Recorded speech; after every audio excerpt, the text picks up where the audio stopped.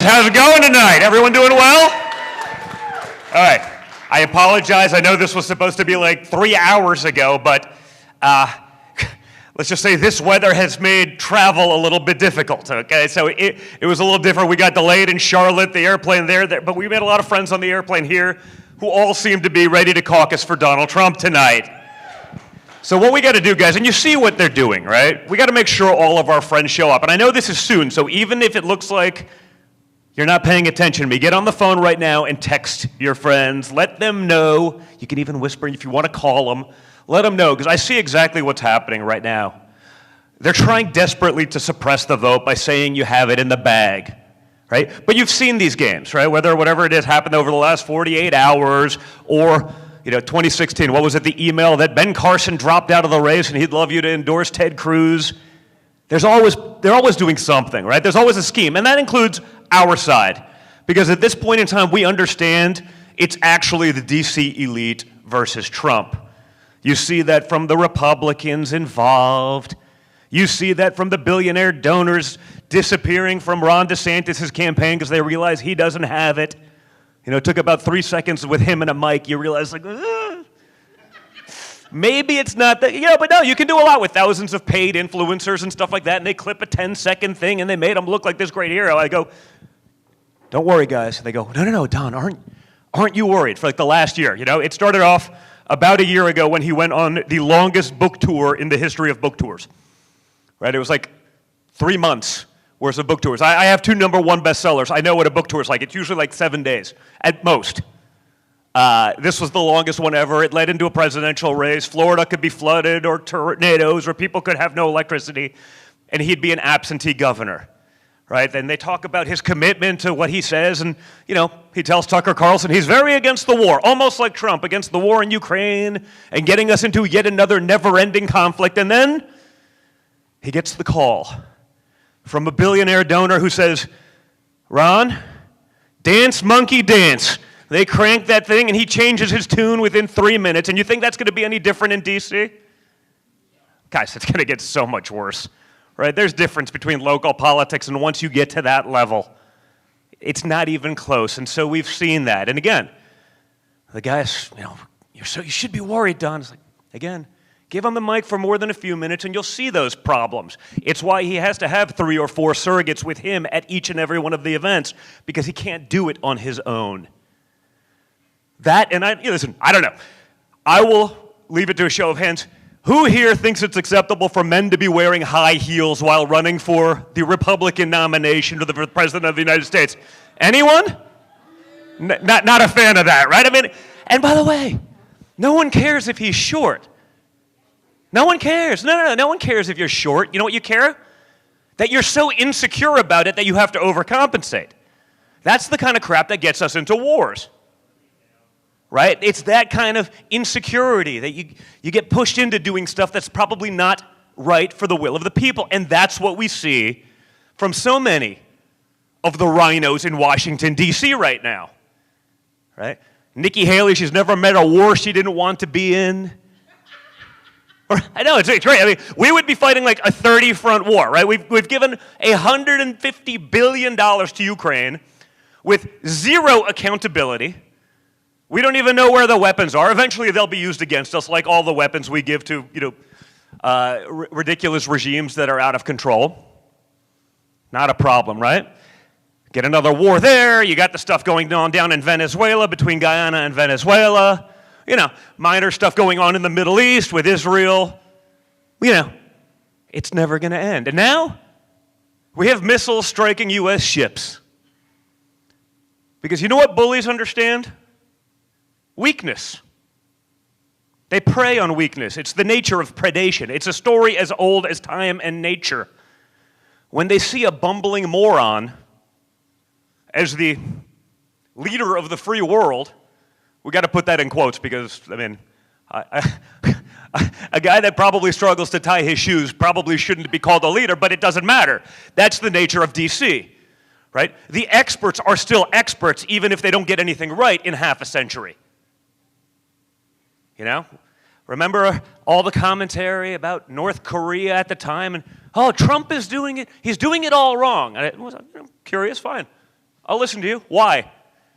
Well, because I was the leader of the delegation dealing with the issues in North Korea for the last 37 years, and we believe, well, did you ever meet with the guy? Well, no, I couldn't do that. Well, why is he wrong and you're right? You got nothing done in 37 years. Well, because we're experts. Oh, wonderful.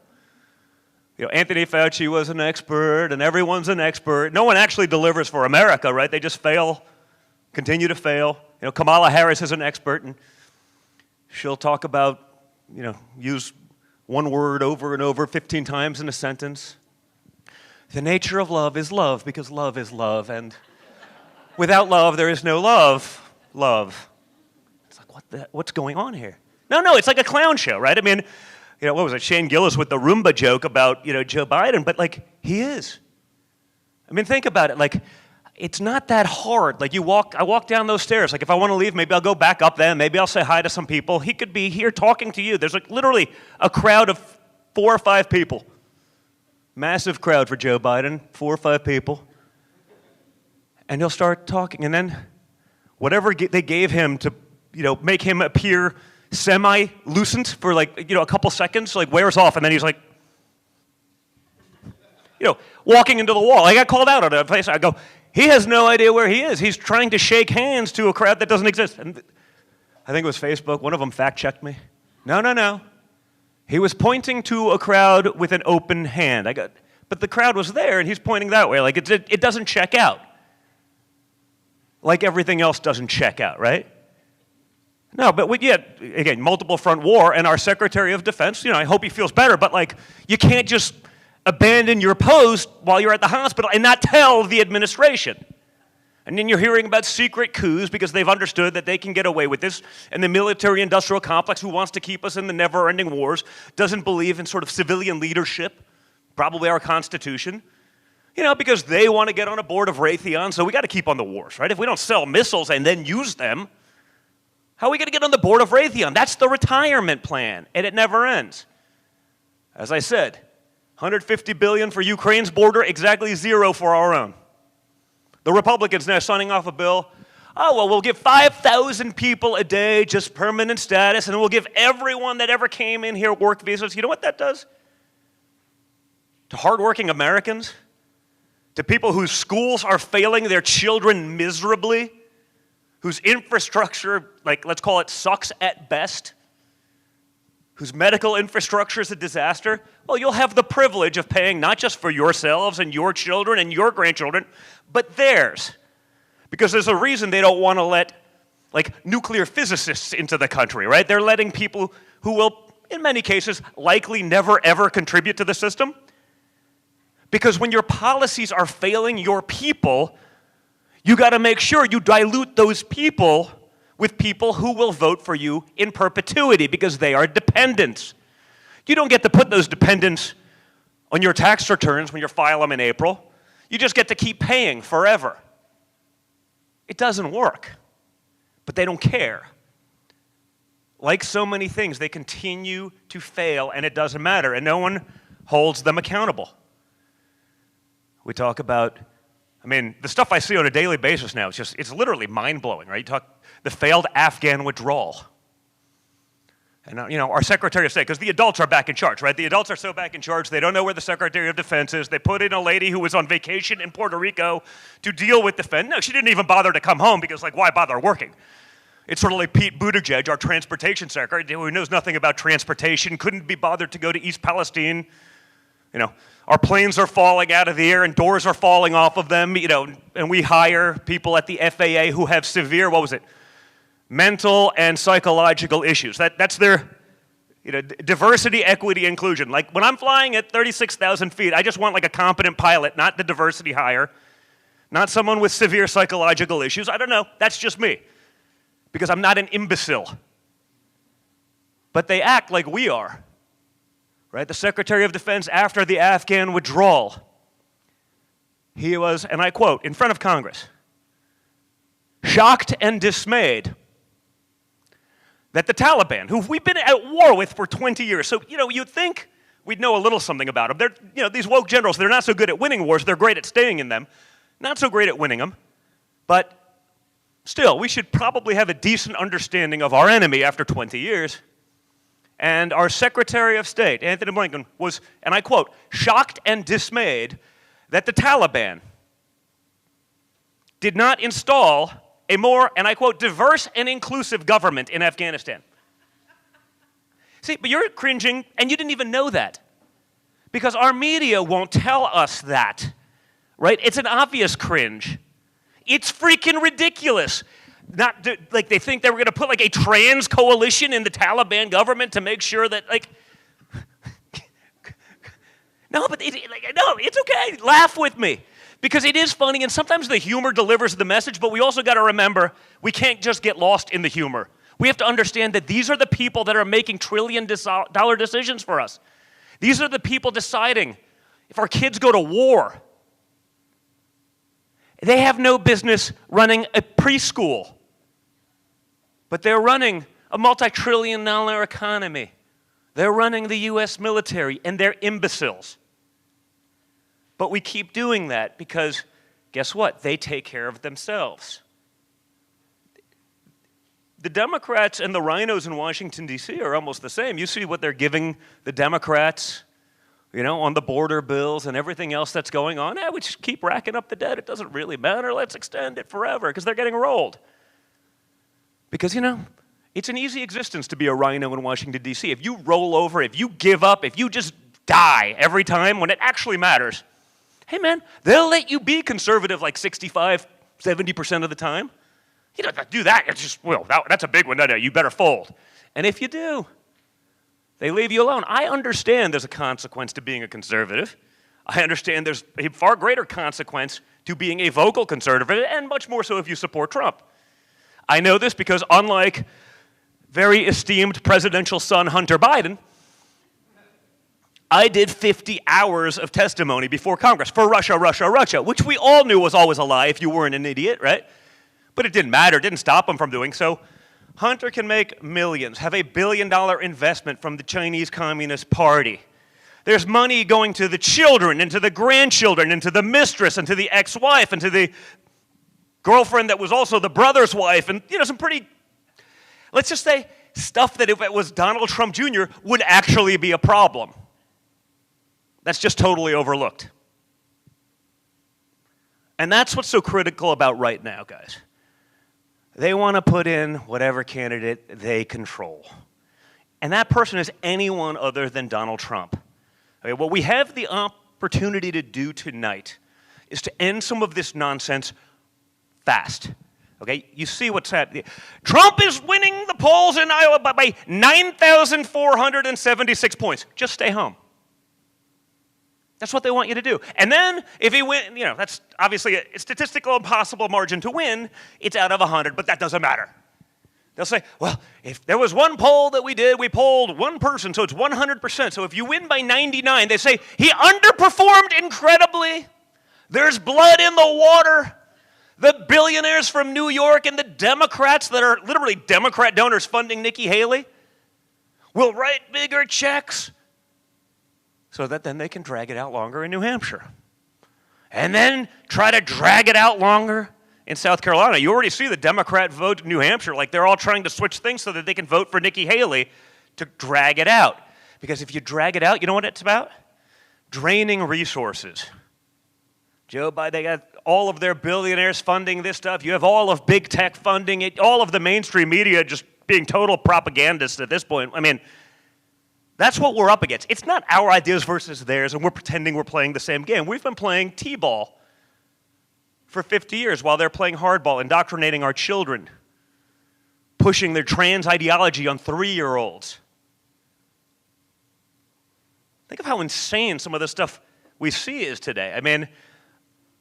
You'd think that, I'm waiting for Ashton Kutcher to jump out of, a cake and be like, you're being punked. No, you know what I mean? I'm literally, I walk around, I'm like, there's got to be cameras in the ceiling. I'm in the Truman Show.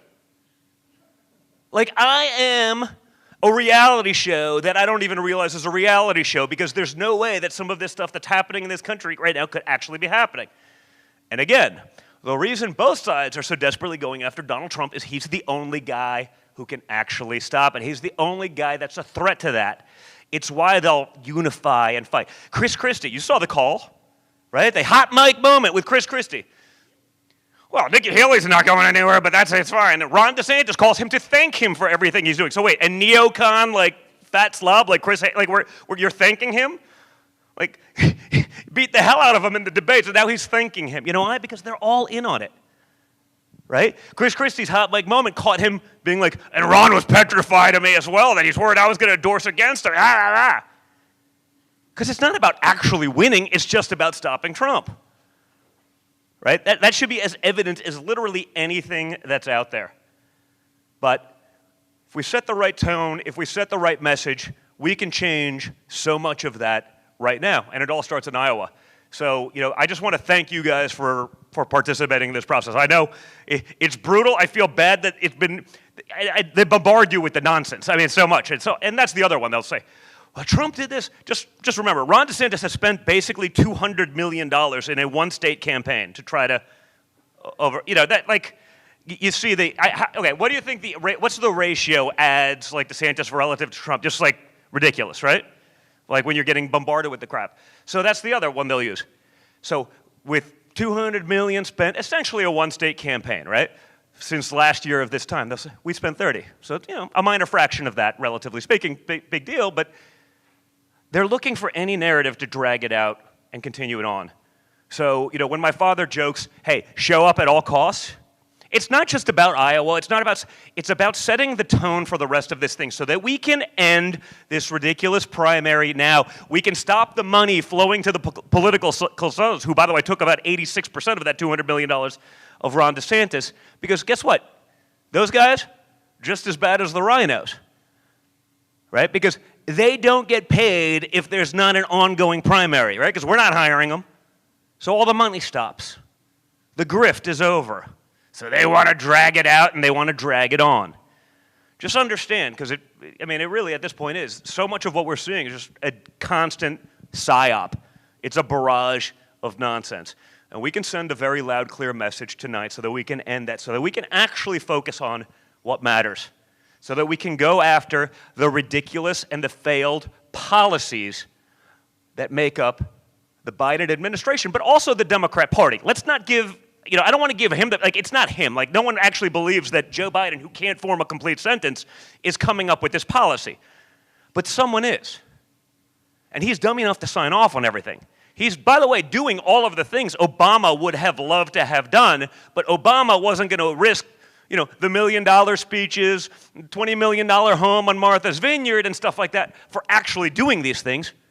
But who's the dumb, useful idiot who they'll throw under the bus, who will just sign whatever you put in front of him?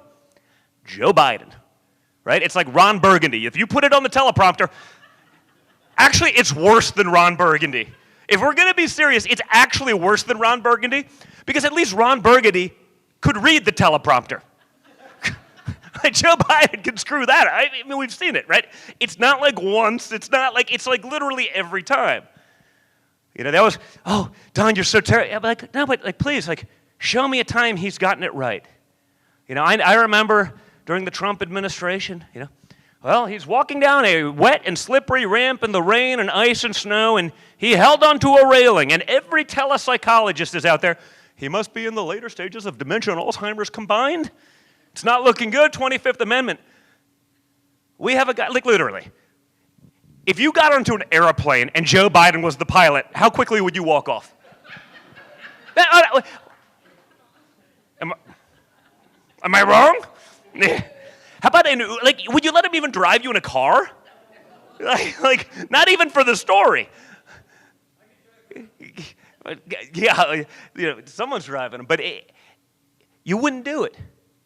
But he's making every decision or signing off on whoever it is that's putting him in front of him for our future. Every one of them has been an abject failure. The economy is going to crap. You see it. Inflation is destroying your worth, right? I get it. Hey, I'm not one of these guys pretending to be I'm the son of a billionaire from New York, and if I'm pissed off when I take my kids to a restaurant because I notice the change, because I notice how expensive it is, Like, what's that do to someone working hard to live their American dream? You know, what's left of it that hasn't been shipped off to China so that some billionaire that's funding Nikki Haley can save 2 cents on their widget? No, seriously. Like, I'm not supposed to notice that. It's probably not going to change my behavior patterns because I've been very blessed. I recognize that. But it's brutal. You know, I had to maintain something for my ex-wife. Apartment and stuff like that, wasn't paying attention, interest rate reset on a, 7-year ARM or whatever it is, and it was like, oh my God, like, just the change in interest alone. Well, what happens when other people's mortgages reset? Again, if it's like, whoa, sticker shock, not even a big mortgage, because, but a really palpable change. You combine that with the rest of the inflation we see in the grocery stores. You combine that with gas pricing. You combine that with the built-in inflation in other things between, again, interest rates. If I get a new truck, hey, if I want it, I'm blessed. I could go buy it with cash. Well, if someone's financing that truck and now you're paying 7% on top of that, plus, gas is 50% more expensive, plus, this is tens of thousands of dollars a year just to be neutral. And there's no end in sight because the policies continue to destroy those things because, again, they don't care. And they're more worried about taking care of those who are not actually Americans because they will more likely vote for them. When I see the stories, seriously, you see these things. Well, they're throwing New York kids out of their high school to house illegal immigrants. You see them. They threw an 85-year-old Korean War veteran out of his house to make room for, I'm like, wait a minute. Maine, what was it? Multi-million-dollar housing apartments for, now the government will, right, someone, the guy that owns the real estate's probably making plenty of money. Like, why don't we take that money and, like, maybe, I don't know, house some of our homeless, some of our veterans that actually need it? I mean, isn't it weird that there's almost not even, like, a consideration of that? It's been a problem forever. We started making that progress with the VA and doing these things. The low-income earners in this country under the Trump administration were actually doing better. They actually saw real wage growth, but that doesn't matter. I mean, every day, it's one big punk after another. So, I just really want to say thank you for all of the garbage commercials that you guys have had to endure over the last year. So I look forward to tomorrow when you can get back to enjoying your lives. But in the meantime, take the next few hours to reach out to all of your friends, to get them out here. Listen, if my soft butt from Florida right now, it was different. When I lived in New York, it was a little bit different. I could handle the cold. Maybe not this, but like I was a lot harder, a lot tougher. If I can get up from Florida, even if I'm a little bit late, everyone can get out. We can do this. We can send the message, the shot across the bow that you need to not just the Democrats, Joe Biden, to their failed policies, but also to the rhinos that are also trying to stop those policies. And they, more importantly, will never actually implement these things that they're going to promise you, right? I'll say this with Trump, whether it's the embassy at Jerusalem, all the things they said you could never do. Peace in the Middle East. That was the holy grail of geopolitical politics for the last half a century, but no one could actually do anything about it because you just can't put an idiot into a position. You're going to negotiate with some of the largest countries in the world who don't see eye to eye on a lot, and you're going to make something happen. You've never negotiated a car lease, but you're going to get in there and you'll figure it out because you're an academic. The same academics that tell us there's 4,276 genders are the people deciding this. That a man, a biological male, can somehow magically breastfeed. Sorry, I apologize. Chest feed. Ma'am, I have to get this right, or these people in the media will crucify me if I don't get this right and acknowledge the appropriate genders.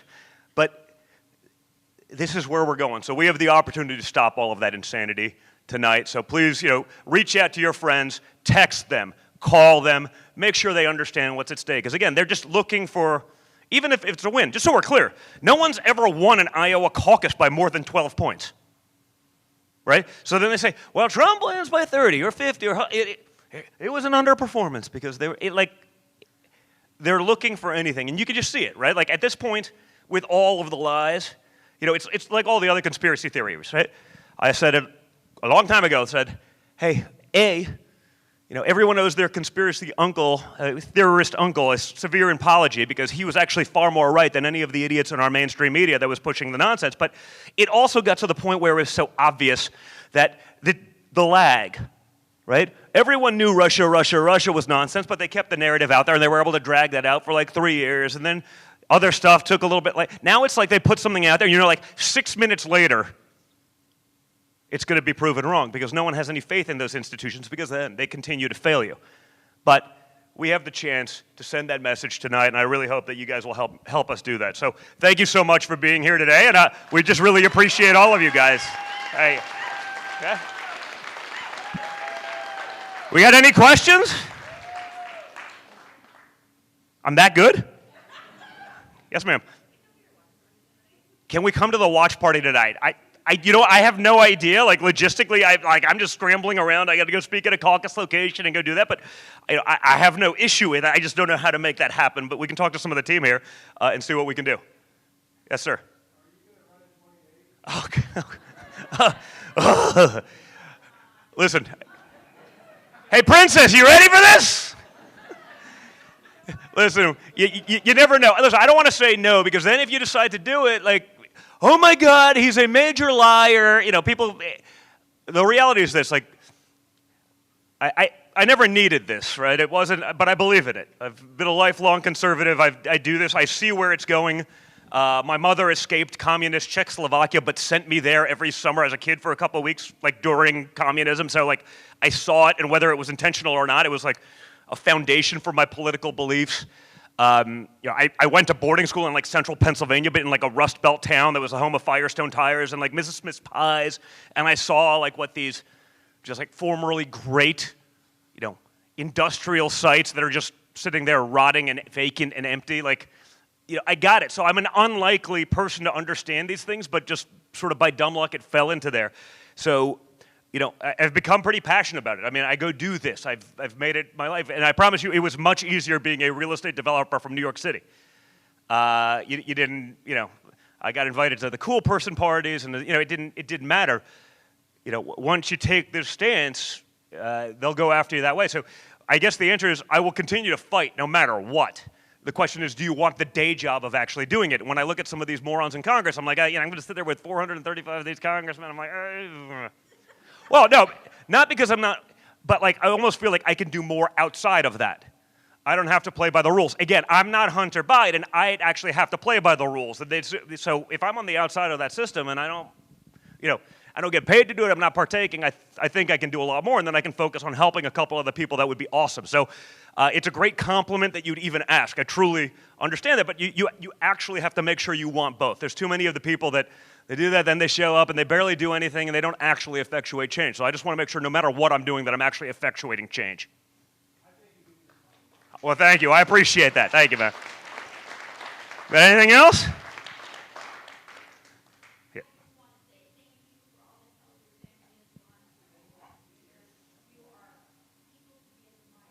Well, I appreciate that. And like I said, for us, we're glad to do it.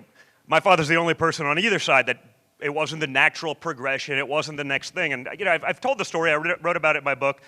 But back in, I guess it was June 16th, 2015, when my father announced, before he went down the escalator, we sort of took the elevator down from his office collectively. Then we split off, and he came down the escalator with Melania to make the opening announcement. And it was sort of amazing because it was pretty profound. The last thing he said to me was he just looked me right in the eyes and he goes, "And now we find out who our real friends are." Which was, by the way, I didn't even fully get it at the time. Now, in hindsight, I was like, it was two things. A, it showed he understood how the real world works. Unlike the bureaucrats who've never really, again, the reason they don't get deals done is because they've never actually negotiated something. They're negotiating trillion-dollar transactions the first time out of the gate, which is why they fail every time. It's why we get played by China every time, because they have someone that's brilliant doing it. We have a bureaucrat, or we have a congressman that's elected every 2 years just desperately trying to get elected again. But more importantly than that he got it was that he saw it before he did anything. He knew what was going to happen anyway, and he kept going. And he did it despite that. Again, he had a pretty good life. He had it pretty easy. He was, as you know, if you go back and look at the quotes, all the people that are haters, I actually did a book about it called Letters to Trump, which is all the letters from all the haters, basically, who are haters now, no children, kissing his ass over the last 40 years. But now it's different. You put a little Republican next to your name, even if you deliver for your people, it's the Antichrist. It's all nonsense. So that was perhaps more important, was that he did it anyway. And again, that's, I guess, how I look at it. You got to do it anyway. I have 5 young kids. I promise you, my existence was much easier before. But you got to do it because, I want to actually leave them a country that they recognize and that we'd recognize. And right now, we're not on that track.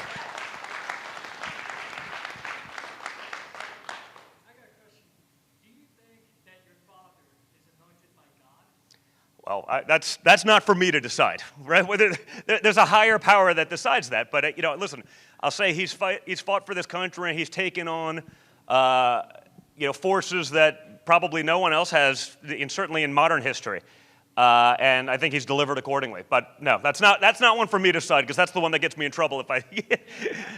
but I actually genuinely mean that. There's certainly something interesting of someone that can come from that, right? I mean, to go, just think of the odds, right? To go from being a real estate guy to this, to winning the presidency right out of, I mean, he understood, but more importantly, just so much of it was so likely. I mean, how's the brash billionaire from New York, how's he going to, relate to regular people? But his whole life was about that. He was a better real estate guy because he spent time on construction sites. He wasn't the guy up in a, he had a pretty nice office, but he'd get down there on the weekends. I remember as a kid, man, dating myself now, but 20s, coming out of school, working for him, I'd get the call at 5, 6 in the morning on a Saturday. Now, I was probably, may have had a little bit of a hangover. Early 20s, Saturday, 5. Hey, Don, why aren't you in the office? Me being a smartass, why aren't you in the office? It's like, I am in the office and you're not in it. That's why I know you're not here. I'm like, that didn't work out so well.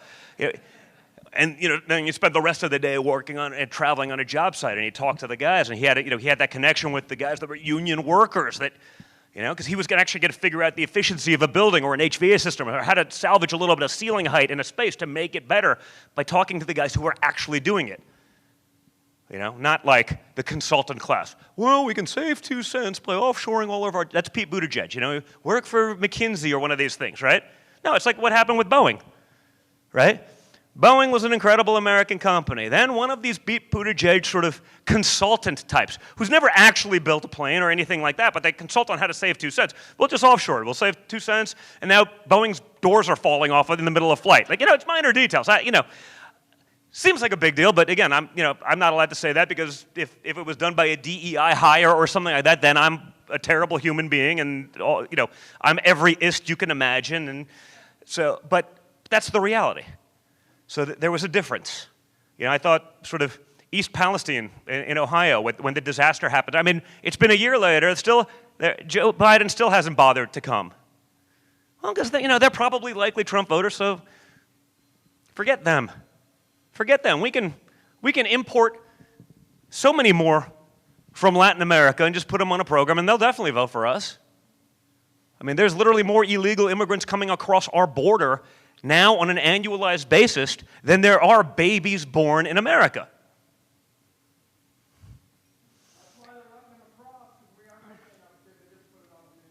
Well, they wanted to be, they're importing their voter base.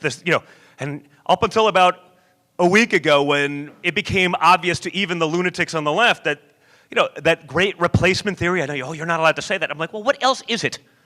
It's not a theory. They're obviously doing that. Of course they've been talking about that. They've been talking about doing that in Texas forever, right? Now it's just the rest of the country that they're trying to implement it. That's not racist. It's just statistics and fact. It's math. But math is racist too. We were learning that in schools. And, but if you're the DEI person who's selected to be the president of Harvard and you get caught plagiarizing almost 50% of the papers you've ever written, well, how dare you? I'm like, well, if I was at Harvard, they'd throw me out in 2 seconds. So you can't answer a simple question. Is it against Harvard policies, to call for the death of people in Israel, to cheer the murder and rape of young women and girls in the streets. Like, you can't say that's bad. You can't say that's against the violation because God forbid we offend the person who thinks that's okay. Who are we coddling in this country anymore? It's certainly not Americans. It's certainly not people who are working hard to try to get ahead. It's everyone else. So, again, probably been trying to close this thing out for a couple minutes here, but there's so much more. It never ends. I could go on for 3 hours, and unlike some of the other guys, I don't need backup or this. I don't need notes.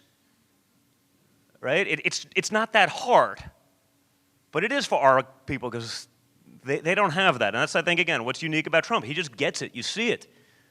And if we stop being afraid to actually say what's going on, if we become unafraid, we can actually fix things. But I say, I'm really supporting your father. I'm like, you're allowed to say that.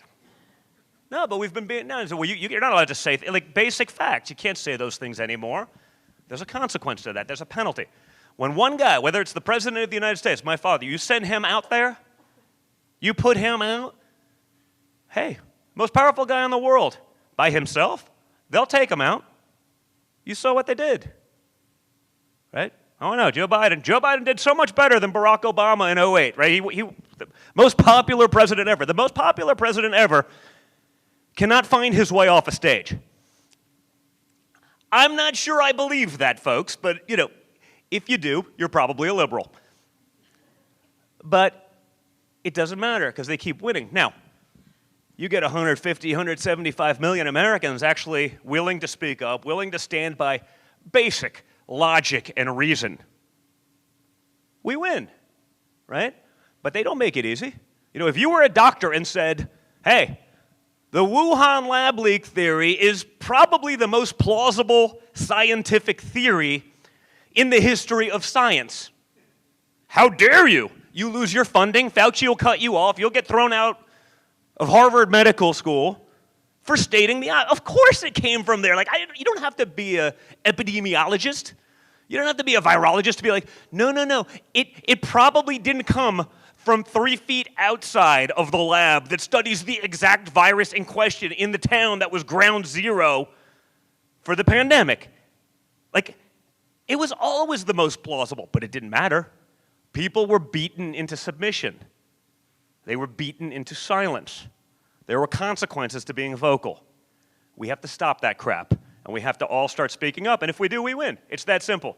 If we don't, you see what they're trying. I mean, the pendulum has overcorrected so much. There is a point of no return where you don't get your country back. You don't get your freedoms back. You think I'm joking, though? Look at the people we thought were like us. Canada, New Zealand, United Kingdom, where they'll throw you in jail for 2 years for misgendering someone. I'm sorry, ma'am. Your beard was a little bit longer, ma'am, than I thought, and therefore I assumed you were a man. Now, they can call for the death of Jews in the streets, and no problem. That's fine. That's 100% right. That's not hate speech, but misgendering someone who's clearly a biological male, 2 years. Ireland. Remember Conor McGregor?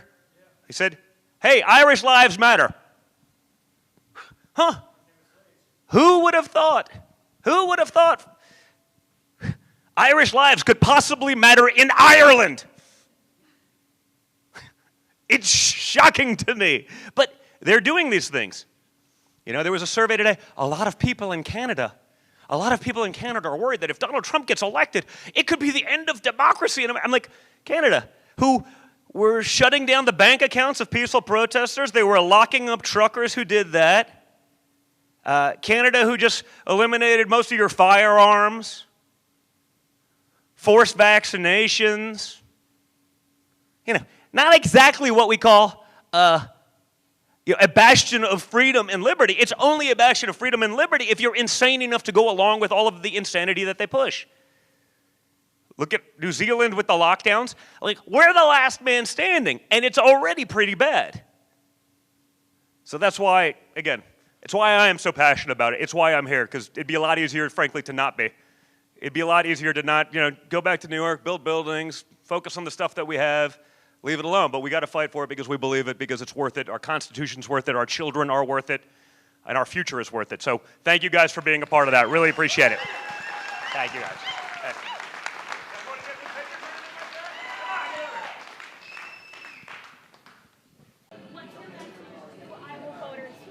Going into the caucus tonight? Listen, I think we have to get out and vote. You see what's going on in the media. They want to slow people down. They want to say, oh, Trump's ahead by so much, so that they can create the narrative of an underperformance.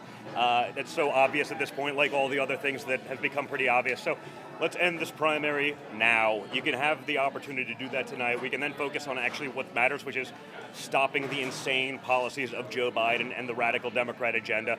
That's number one for us right now, because we can actually do the things that we were on track to keep doing for this country, but have been drastically derailed by the radical agenda today. So get out, caucus, call your friends, no excuses. If my warm-blooded butt can get up here from Florida, everyone can get out and caucus, and we just look forward to everyone doing that. Thanks.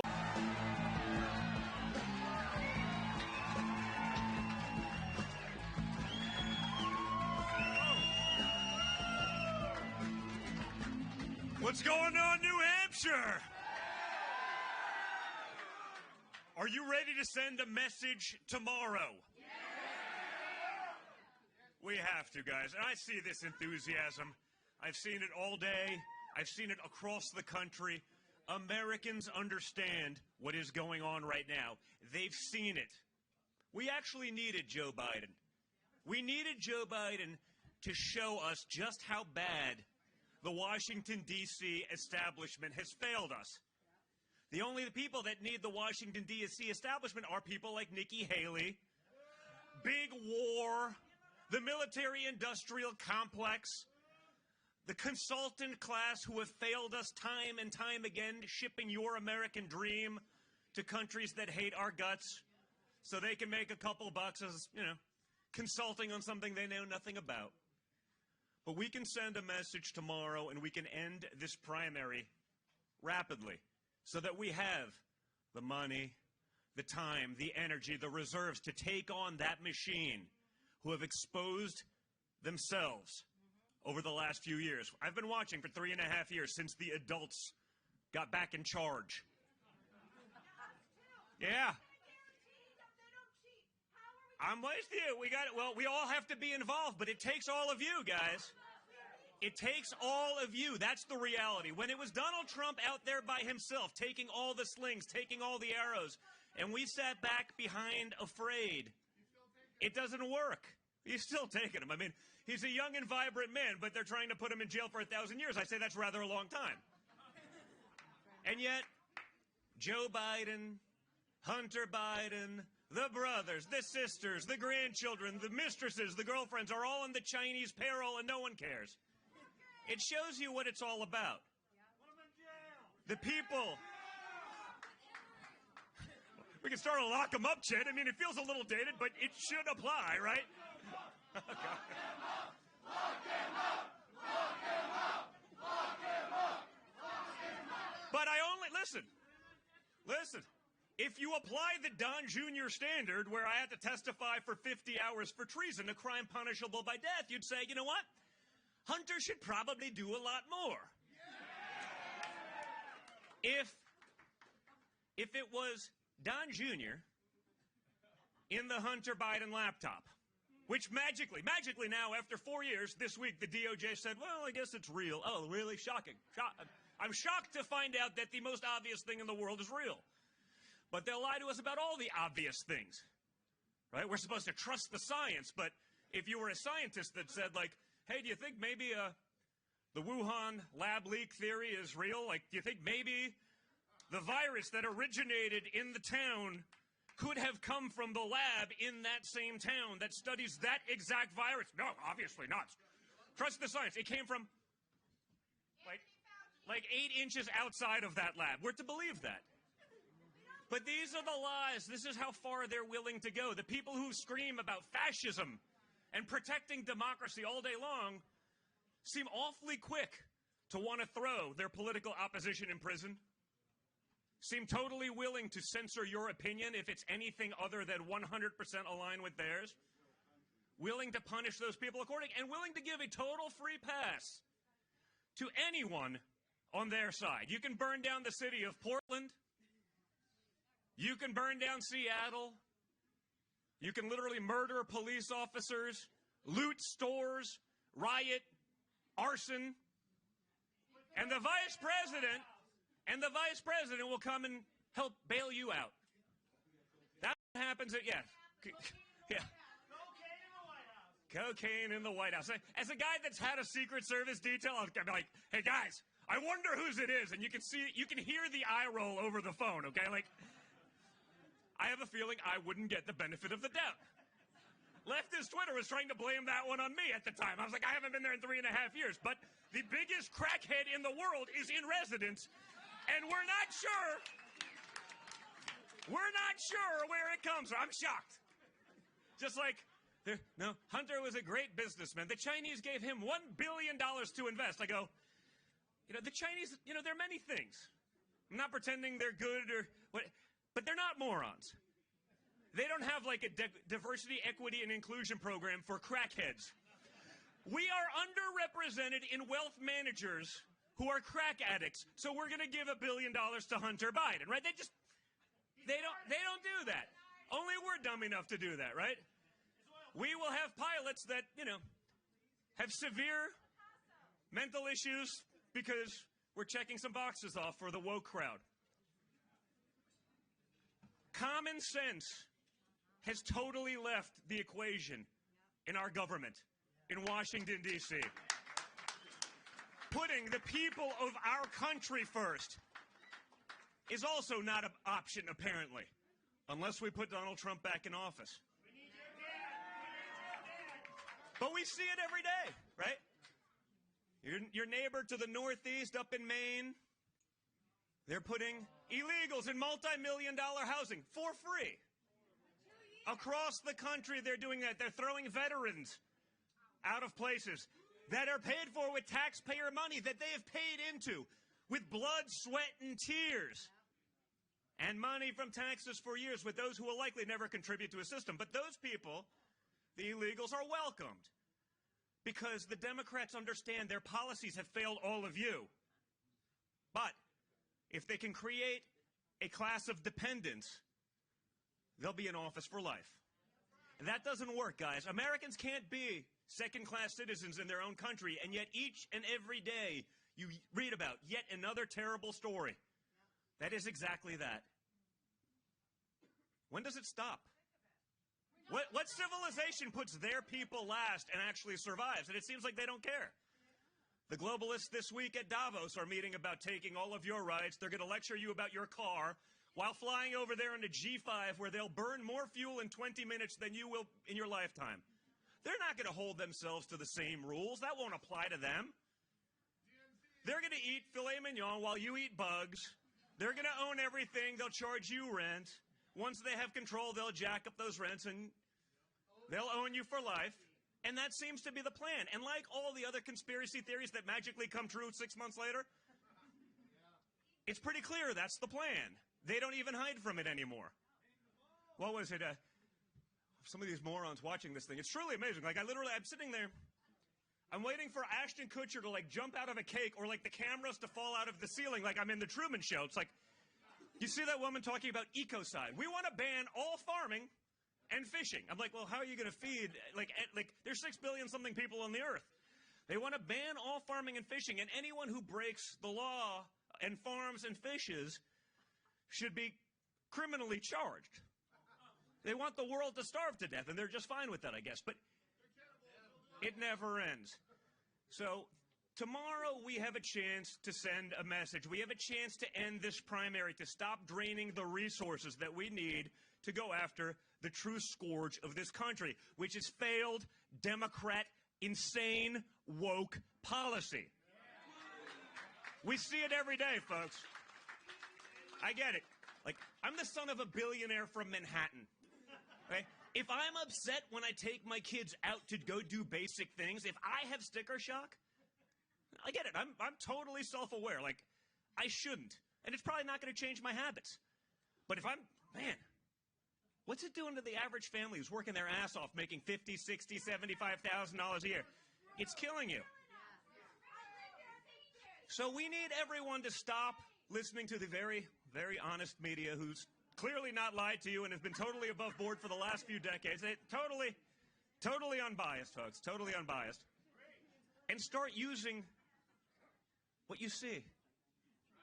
They can't lie to you anymore because it's gotten so ridiculous. It's gotten so insane. It's gotten so extreme that even those who are sitting on the sidelines, even those who are politically agnostic, even those who are just busy trying to salvage what's left of their American dream that hasn't been exported,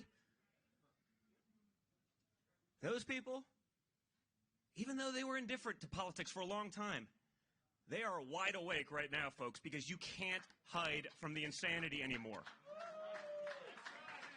So what we need to do is we need to end this tomorrow, okay? Nikki Haley, Joe Biden, at this point, it's the same thing. There's a reason billionaire Democrat donors are supporting her, because they're fine with either one of her or Joe. They got a puppet, dancing monkey. Dance, monkey, dance. Here's the dollars.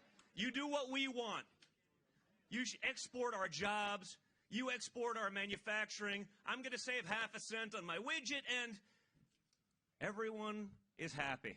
There's a reason they're going after Donald Trump the way they are. And you see the nonsense. You see the nonsense also unraveling, right?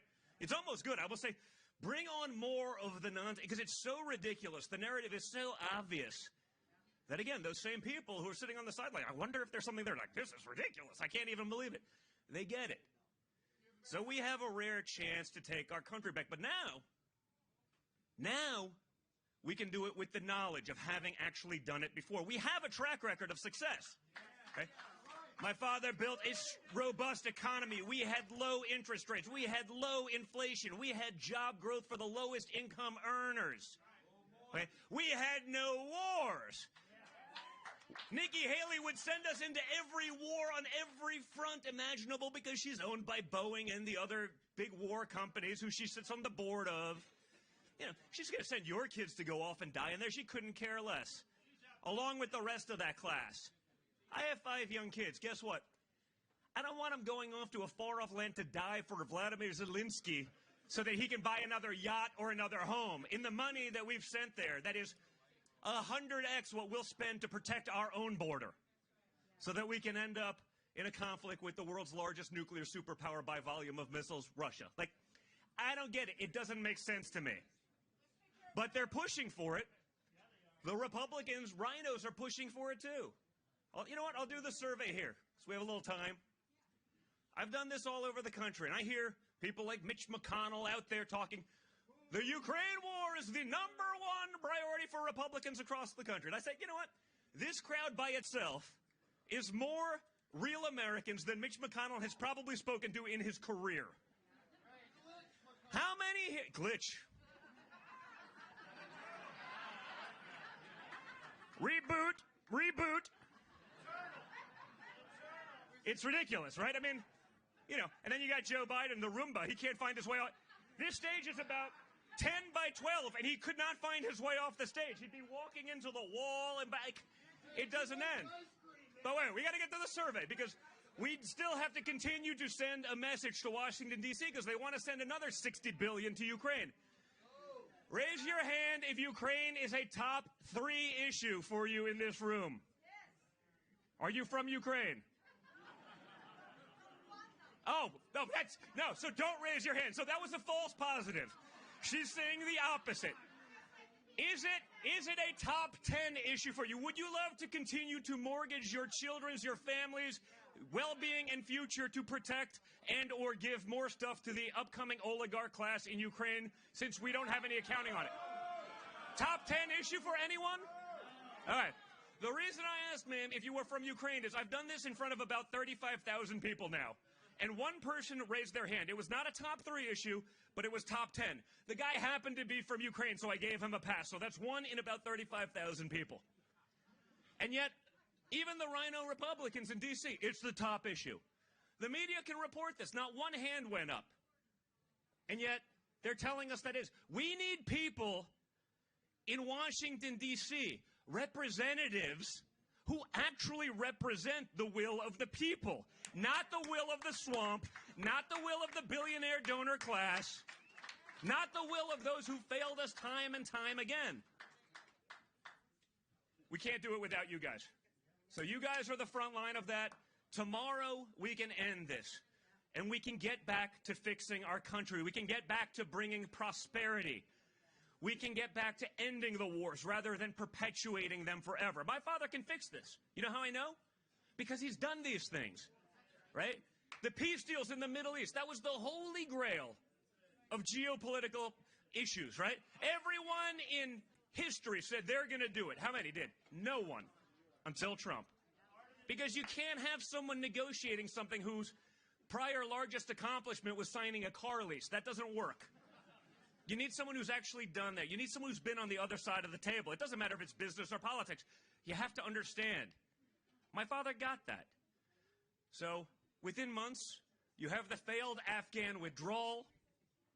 You have the adults back in charge telling us that they are shocked and dismayed that the Taliban did not install a more diverse and inclusive government in Afghanistan. I was like, remember that one? Anthony Blinken, the Secretary of State, the adults, before Congress told us he's shocked and dismayed. You know, if you're dismayed, maybe I understand, but did you really think there was going to be like a trans coalition in the Taliban government? I mean, I get it's all the rage right now. It's the most protected class in America and probably Europe. You know, if you're trans, you can do anything you want. You know, if you shoot up schools, they will protect you. They'll make sure your manifestos never get out to protect the agenda and the narrative.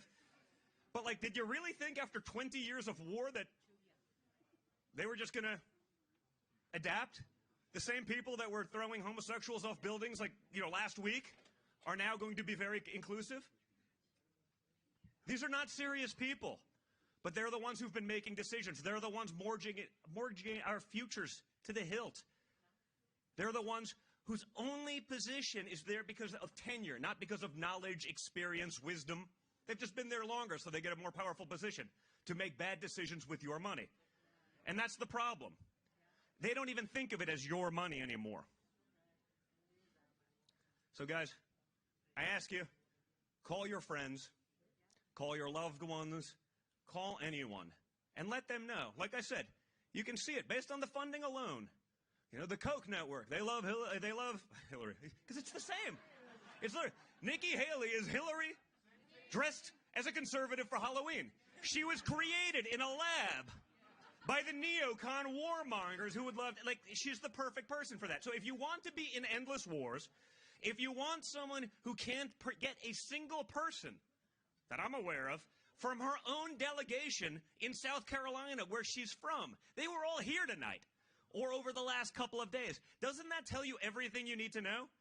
And yet, Democrat mega donors, the Koch network, rhinos in D.C., that's her base. The Democrats are voting for her tomorrow because Joe Biden's not really on the ballot. So they're trying to give her a win to drag it out, to make sure the primary lasts longer. Guys, enough is enough. Let's end this thing now. It starts with you. Thank you so much for being here. Thank you, honestly. Thank you for all of your efforts. Thank you, honestly, to all of those who were in the race, who stepped aside when it was appropriate, who endorsed, who understand that we are all on one mission to save this country, to put you and the American people, our Constitution, first. Now is the time to do all of that, and I'm just honored to be in the fight with you guys. So thank you so much. Great to be here in New Hampshire. Thank you, buddy. Thank you, guys.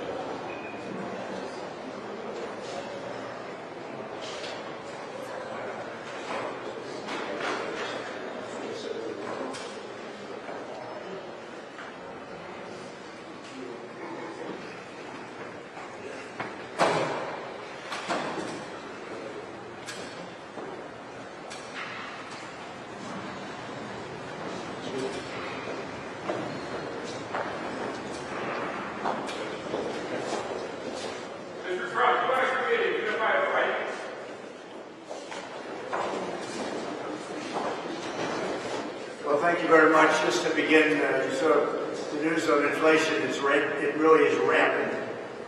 It's moving at a level like people have not seen. They don't seem to be able to cut it down. Biden has no control over what's happening. He started it with energy, and now it's taken on a life of its own. It's very sad. We'll get it fixed. I'd like to be out campaigning right now, but again, I'm going to be in here almost 5 weeks in court. They have no case. There's no crime. Every single legal expert, and I can say this again and again, and every time they come out, maybe at some point they'll come out and say, oh, we found something. But every single legal expert, Andy McCarthy, Jonathan Turley, Mark Levin, every one of them, Greg Jarrett, these are great talents. These are actually very brilliant guys, and they're not necessarily on my side historically over the years. But they're very talented people. They're legal scholars, highly respected. Every single person is saying there's no crime. There's no crime. It's a kangaroo court. There's never been anything like this that I've ever seen. Now, I had 2 other trials that were kangaroo courts also. It's stacked up. And hopefully appellate division will take care of those things because they're egregious. And the problem is that New York is really on trial itself. The whole world is watching. They're seeing what's happening. And you can't use conflicted judges. This is a conflicted judge, highly conflicted judge. And you just can't do that. You just cannot allow that to happen because you ruin the whole system. The whole system comes tumbling down. And New York, look, I love New York. This is where I grew up. I was born here. I grew up here. And I see what's happening with this judicial system. And it's just, they call it all kangaroos. And we just can't have it. And I think the appellate courts can take care of a lot of things, but this one shouldn't even get to an appellate court. This should be an easy ruling, and it should really be, and I think it would be great for Judge Marchand to rule from the bench and to terminate this witch hunt.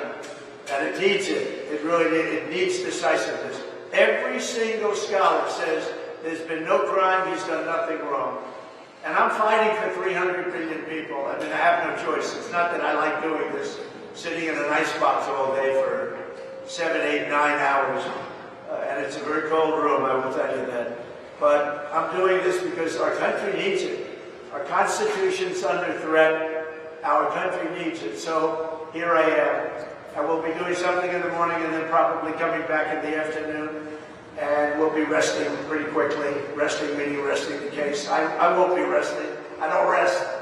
I'd like to rest sometimes, but I don't get to rest.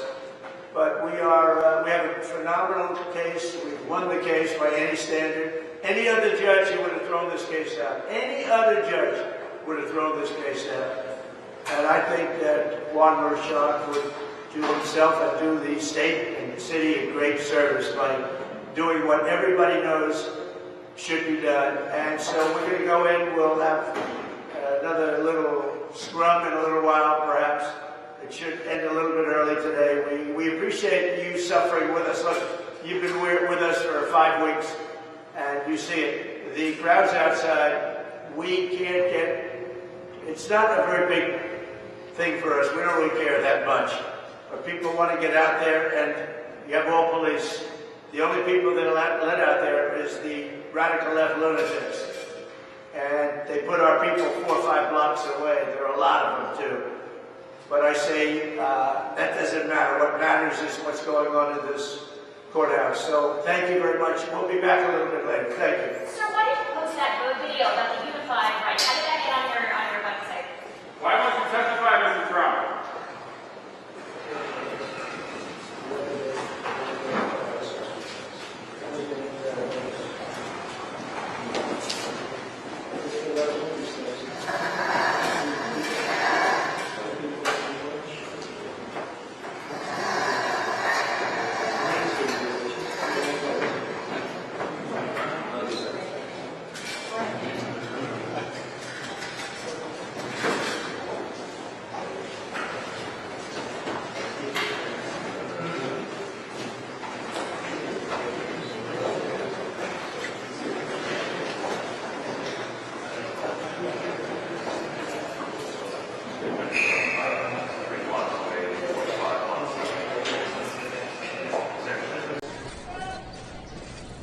guys, I had to come down and witness the Bolshevik show trials for myself.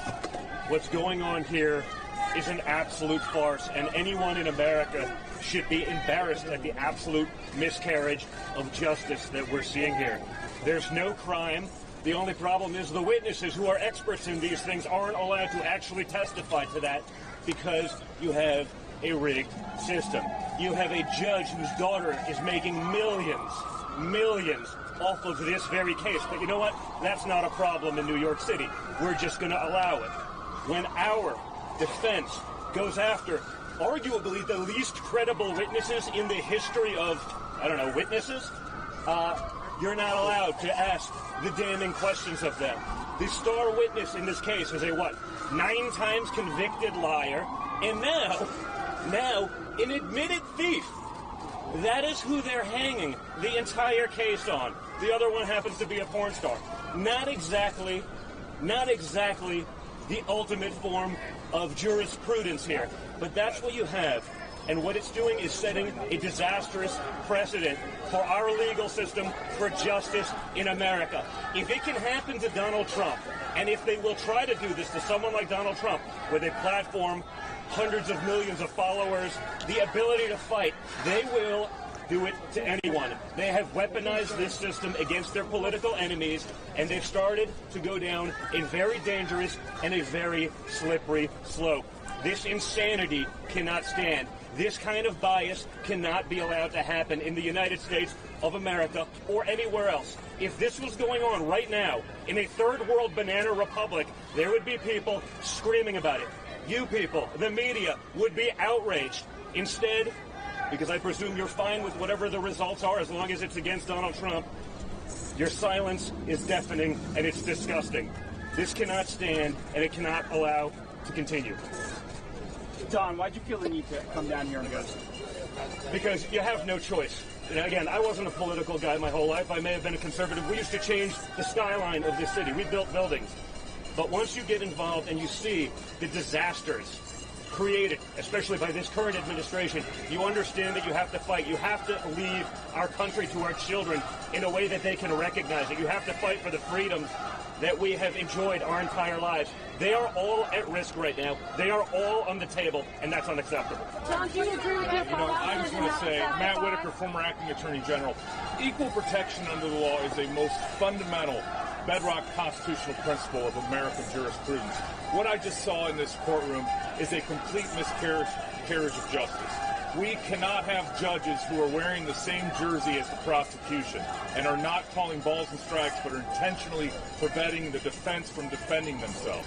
We have witnesses that are liars and stealers. We cannot have this in America. And the fact that this is going to most likely go to a jury trial on no crimes, that this is essentially a referendum on whether or not the jurors like Donald Trump or not, is not the American system of justice. We demand better. New York City demands better. We have the most serious crisis on our border that's causing the most insecure terrorism situation since 9/11. We need to wake up to what's important in America, start paying attention to that. Pam? Thank you. Pam Bondi. Prior to being Attorney General of Florida, I was a career prosecutor for 18 years. I've prosecuted hundreds of jury trials in a courtroom very similar to the one today, yet I've never seen anything like this. A judge is supposed to be a neutral arbiter of facts. First of all, this case was declined by many years from the Southern District of New York, by the Department of Justice, by multiple jurisdictions, yet they bring it on the heels of a presidential election with a convicted felon, a convicted liar, Michael Cohen, who admitted in court yesterday to being a thief. They need to prosecute Michael Cohen now for stealing from the Trump organization. I've truly never seen anything like this. That judge was sustaining the prosecution's objections, meaning agreeing with them before they could barely get the objection out of their mouth. Listen, all the rights here, I'm a prosecutor, former prosecutor, yet all the rights here go to the defendant because it's his liberty at stake, and that has not been happening in this courtroom. So let's just pray that we have jurors that see through this. When Bob Costello was trying to answer questions on cross-examination today, the prosecutors were cutting him off. They didn't want him to tell the full truth. They only wanted to cherry-pick portions of his statements. They weren't letting him answer the question. Prosecutors want the truth out there. You want everything to be heard so the jurors can make a fair and reasonable decision. This case should have never, ever been brought. If I may, just the point that Don Jr. made, Sebastian Walker, former deputy to the president. What is Judge Merchant hiding? Here is a 28-page document from the Southern District of New York about what? Michael Cohen and why he is a criminal. This document was meant to be brought up in court. Judge Merchant suppressed it. This is from the Southern District.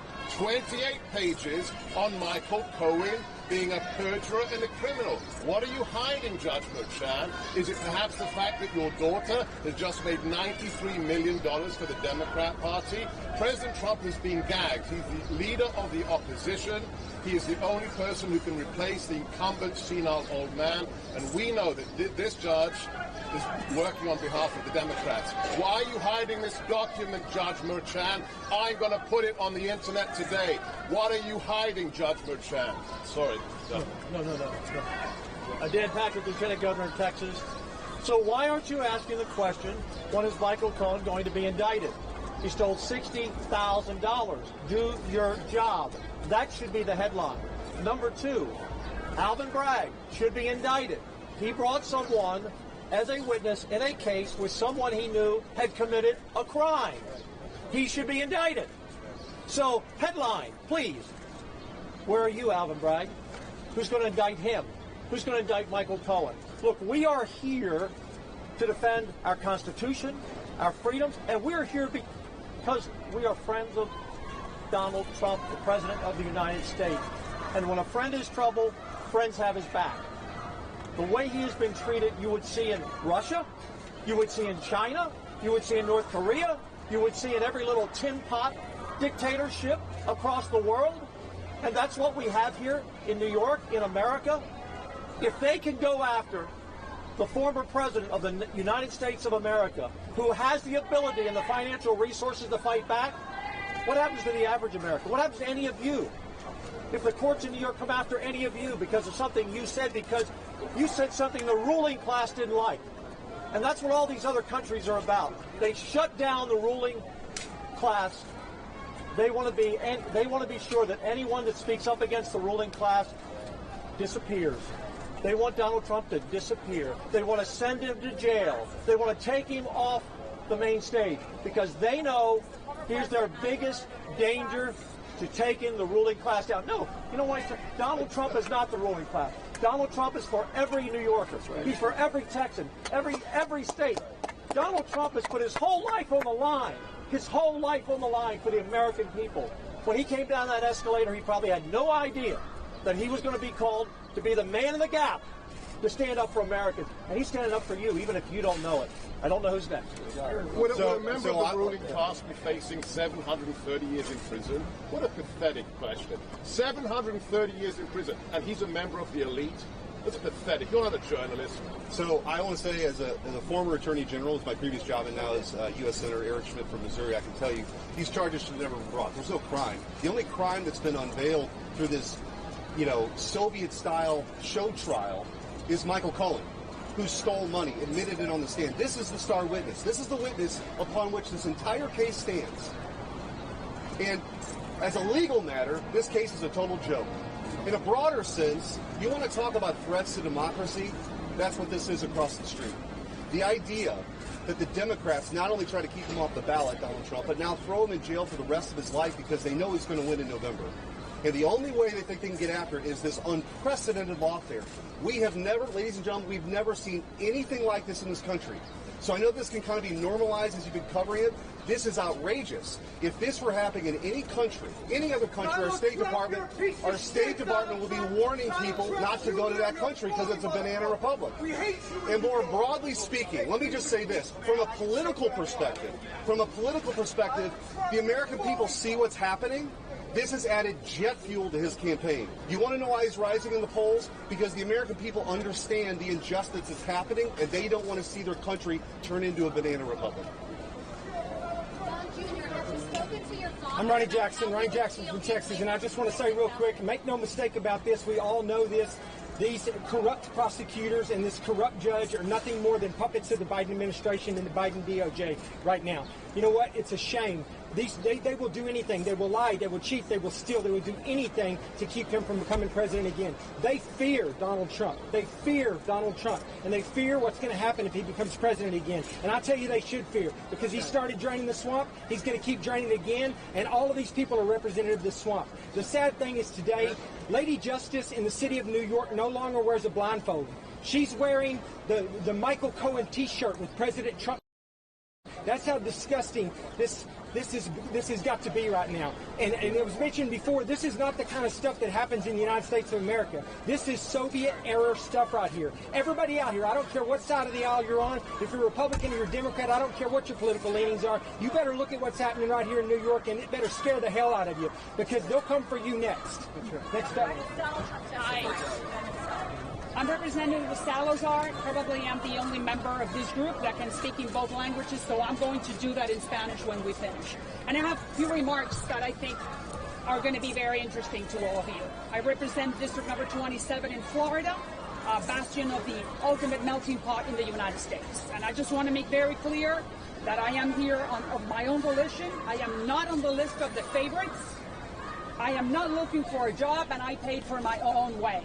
To make sure. And the only reason why I'm here is because thousands of my constituents back in Miami are terrified when the courts in this country are used as weapons to crush our political enemies. Regardless of what you think of Donald Trump, regardless of what you think of him, regardless of what you feel about him, regardless whether you're going to vote for him or not in November, Donald Trump is not the only one going through trial. We all are. And I'm not sure if you know that, but that's the truth. Trump may be the one on the stand today, but the same forces that are manipulating the court system against him today will be after you tomorrow if we do not stop this political cycle circus that we are facing right now. The empirical evidence is overwhelming. And why do I say that? How come a person is being charged and we do not know the charges that are against him are clearly defined? That is all political. That happens in Cuba and Venezuela, not in the United States. How come the federal prosecutors 6 years ago decided not to touch this case, but somehow the state prosecutors in New York decided that it was the right timing? Because it's all political. Why there are no audio recordings? Don't you guys want to hear what's happening? How come there are no cameras in the courtroom? Why is that? Because it's all political. You know what? My parents are Cuban Americans. They are political refugees. They came from Cuba 60 years ago. And political trials happen in banana republics. In banana republics, not in the United States of America. Thousands and thousands of my constituents, and that is why I am here, not because I'm one of the favorites, but thousands of my constituents come from those countries, the Cuba, the Venezuela, the Nicaragua, very close to us. And they recognize and see very well when there is a political inquisition going on. They have lived it, they have suffered it, and they escaped it, including my parents. And yet now, we're watching this again. Where? In the United States of America. There is something very wrong with this picture. And we have lived it, and that's why I'm here talking to you. The United States, the courts, the laws, the judges cannot be used as political weapons just to silence the other guy because you do not like him.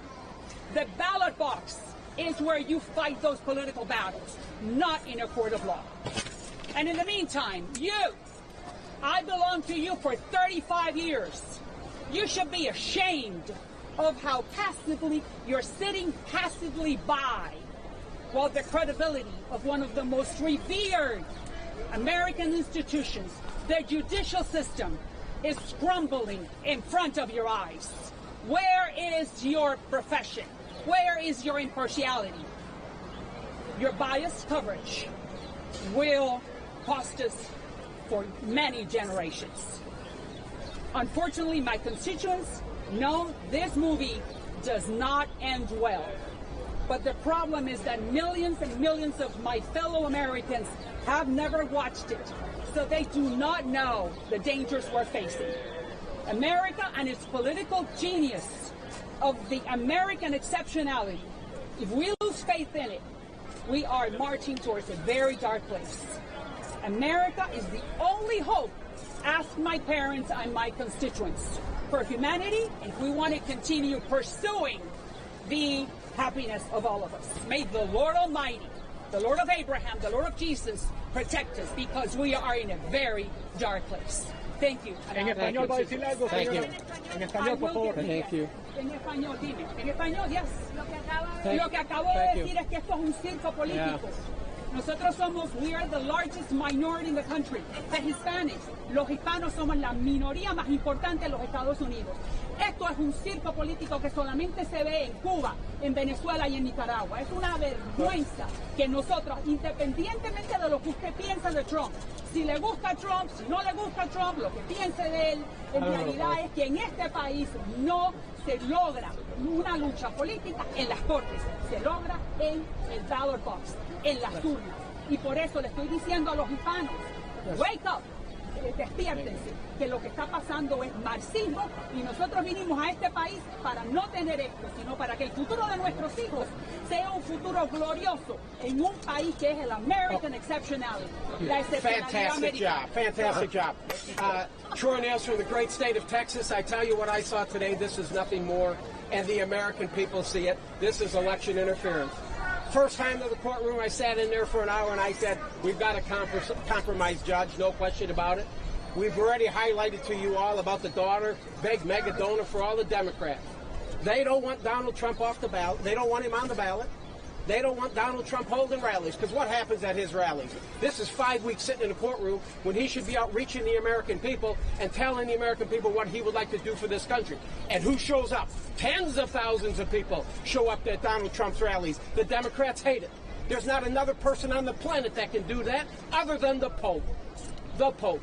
And when do people go? They visit the Pope. What do they say? Pope, what can you do? Would you bless me and my family? That's what they want. They want blessings for their family when they go see the Pope. When people come to Donald Trump's rallies, they're saying, Donald Trump, we need you more than ever before. Our country is burning. The world's on fire. We need leadership. The American people are begging for leadership, and they're asking Donald J. Trump, stay strong, continue to fight for the American people and the Make America Great movement. That's what this is all about. And all the dishonest media, all of you out there, you don't want to talk about it. You don't want to talk about it. But I guarantee damn well to you this. Donald Trump's going to be the 47th president. Donald Trump's going to be the 47th president, and he's going to make America great again. Again. Can you explain your tie? Don Jr., have you spoken to your father about how he would feel if he is? So, I don't think any of us have seen a more glaring example of undermining American democracy than I just witnessed in this courtroom and we're seeing throughout this court case. What is the offense? What is truly the charge? I guarantee you the jurors don't know the minutia on whether if there were records kept right, or if a payment was made properly. It is senseless. Then let's just look at and frivolous. Let's look at the players involved here. Can you just at least do that? Brag. Go back and look at when he ran for DA. He ran on getting Donald Trump. He was paid for. His campaign was paid for. He's owned by the Soros family. That's who this guy is. Look at the timing of when he brought this case to the court. Just so happens we got a presidential election in 5 months. And by the way, when you're going to accuse the former president of the United States and the leading opponent of Joe Biden's in a presidential election for the United States of America, you better have a case, okay? I'm not hearing anything up there. Take it a little further. This judge, he donates to Joe Biden. His daughter is one of the most prolific fundraisers for the Democrats, for the DNC, and for Kamala Harris. I mean, where does it end with the mockery that has been created here? This case never should have come to court. This case is totally frivolous. This case has no merit. Donald Trump is incredibly innocent, and it's only about defeating him in November. Everybody's got to understand that. This is a weaponization of our judicial system. So it's that serious, it's that scary, it's that bad for the great constitutional republic known as the United States of America. Thank you. I'm Congressman Dale Strong from the great state of Alabama. I wanted to come here and see it myself so the common people of this country can understand what's going on. It's election interference at a level never seen before. We're keeping a candidate that is leading the Republican Party from campaigning throughout this country. What he wants to talk about is inflation. He wants to talk about fuel prices throughout this country. He wants to talk about why interest rates for those that are wanting to build homes is at 6 to 7%, and people can't reach their dreams. Let's just put it what it is. This is election interference at the highest level so that this candidate cannot tell his story throughout this country. But I'm going to tell you right now, the American people see right through it. I'm proud to be here with Don Jr., Pam Bondi, members of Congress, Senate, my man right here. And I'm telling you right now, this is the worst thing I've ever seen. I saw it in person today. It shouldn't be happening. And America's going to see right through it. No, let's answer that real quick. No, he didn't ask me to come here. I came here on my own because I was seeing what's going on. I said, rather than someone else try to tell me what's going on and someone else trying to tell the people of Alabama what's going on, I came here and I damn sure saw it myself. It is a circus in that courtroom, and I'll promise you, the people are seeing right through it, and Donald Trump is fixed to be the next president of America, and this is going to be part of it. The former president got a chance to share his story in front of the jury. Why did he choose? I'm Daniel Webster from Central Florida, and I came here today for one reason. I want to support my friend, President Donald Trump. He's a great man. He deserves an opportunity to campaign. It's not happening. All I saw here is what everybody has said. This is a farce. It's an unjust thing to bring someone to trial when they've done nothing. So I haven't seen a person that's committed a crime. Haven't seen any evidence that proves the commission of a crime. All I've seen is there's a liar, a convicted liar. That's the star witness. And secondly, a thief who stole money. Where's the prosecution there? $60,000 is a lot of money. So I know my people, and they believe this to be a farce. And I think that we're going to prove that. I think we're going to win that. But the key is get him out of the way. Let him go campaign. Let him become our president again. John, why are you testing? I think everyone understands that it's a farce. You have the guy that just the star witness literally on the stand yesterday admitted to a crime that's far worse than anything else.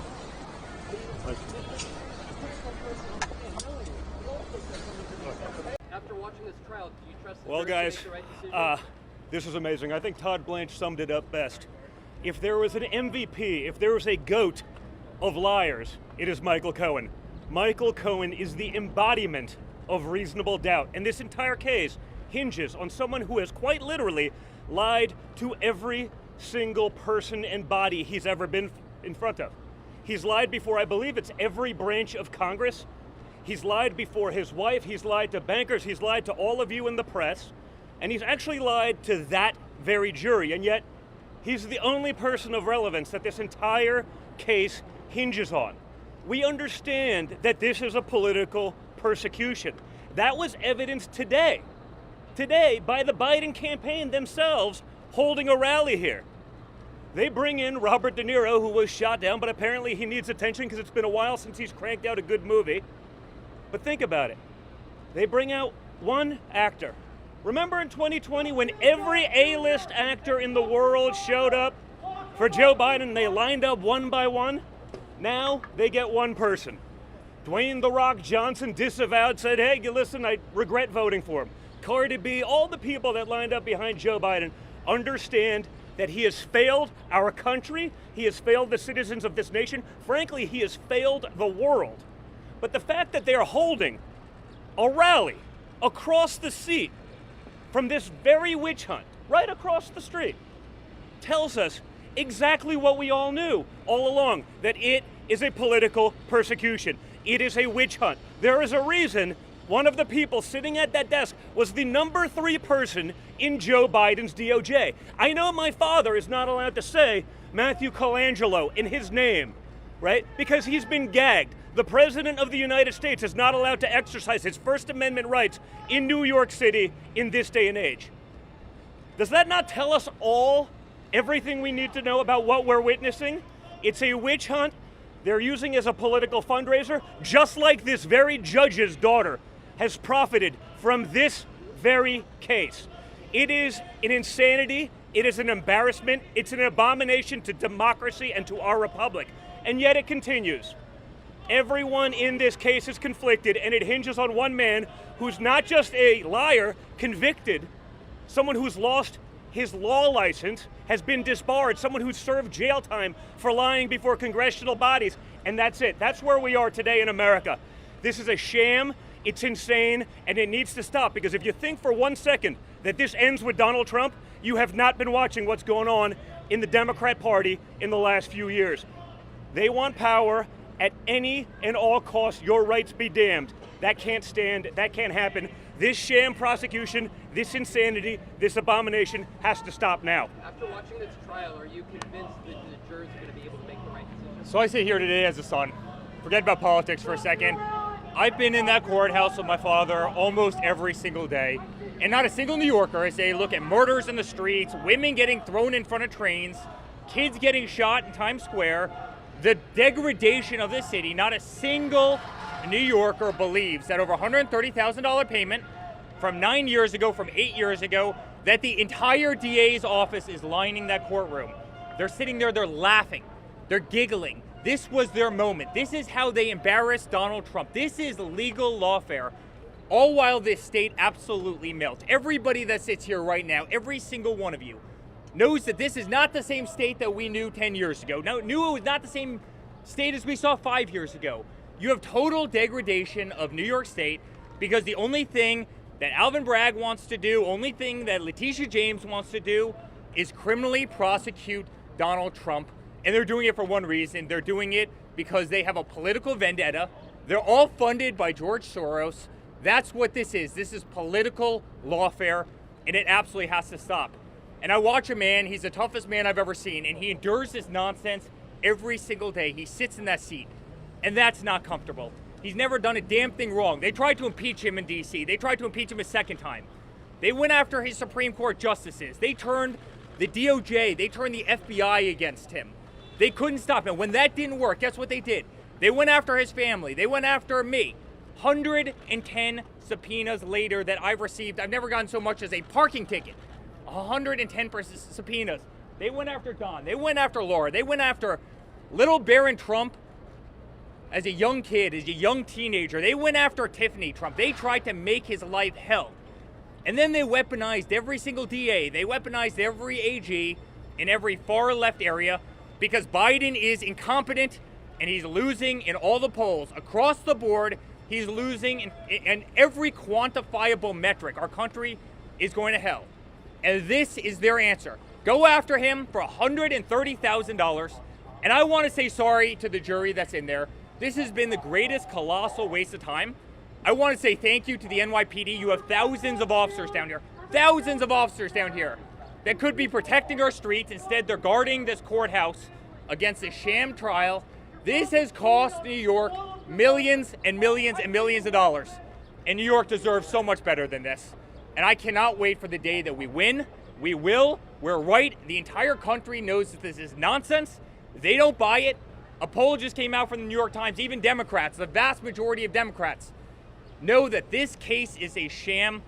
And I think we're going to prevail. And I'm just proud of the toughest person I've ever met in my entire life for having the backbone and fortitude to go through this whole mess, as uncomfortable as it's been.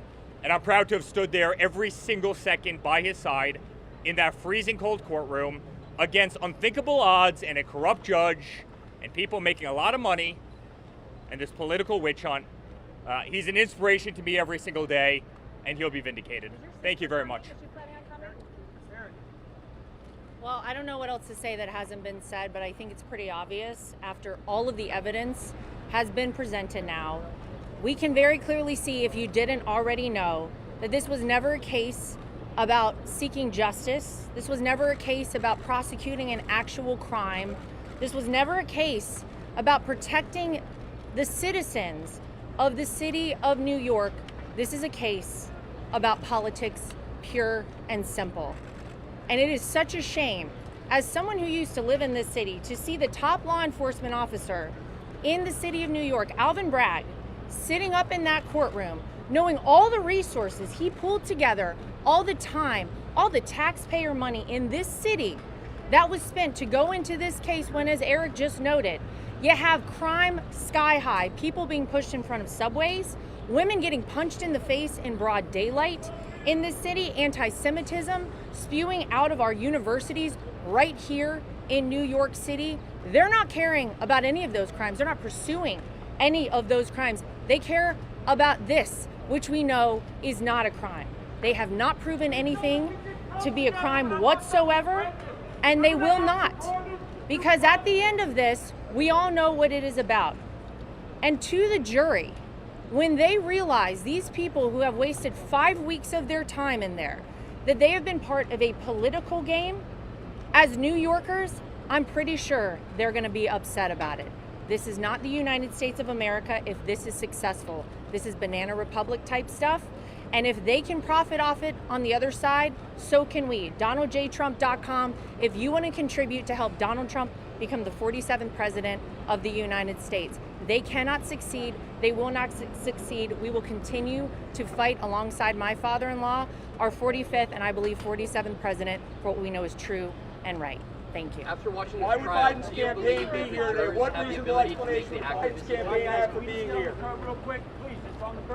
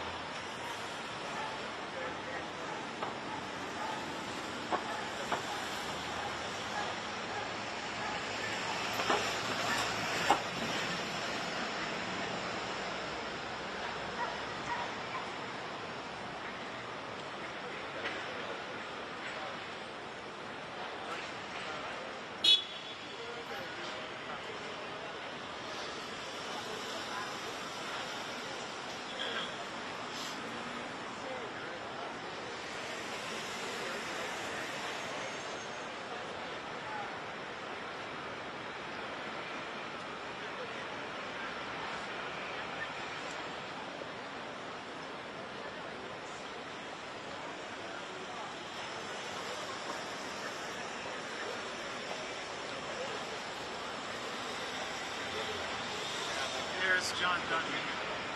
What's that?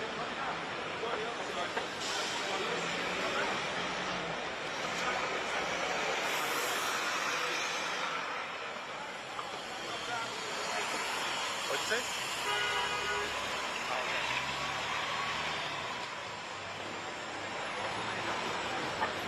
Oh yeah, I see it now. Thank you. It's like those police lights are right on them. Go to the other side.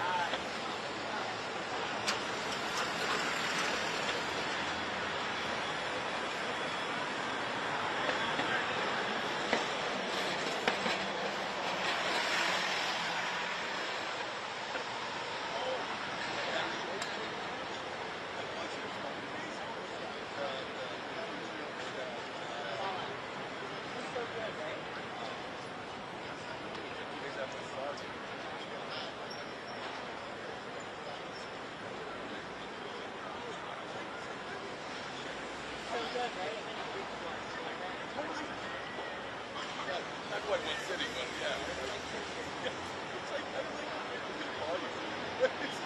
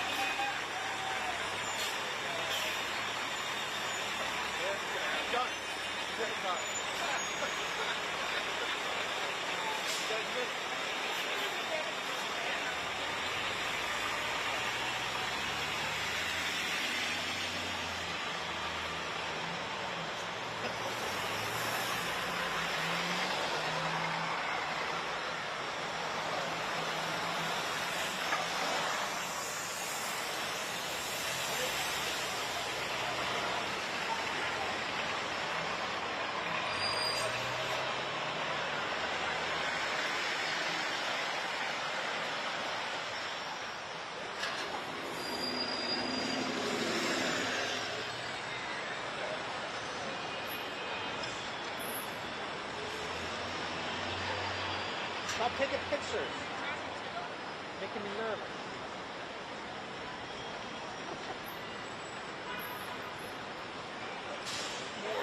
Just fucking with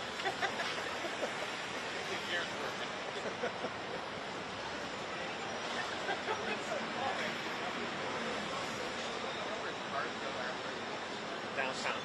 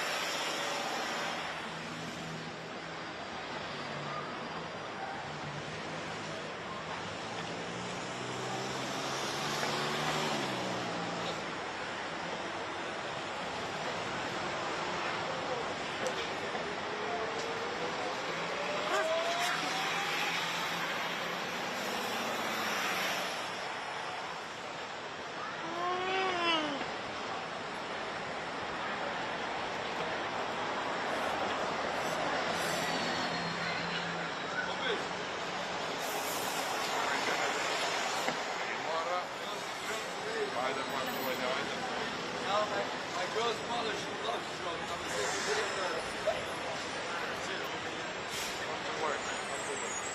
Never, never. Never.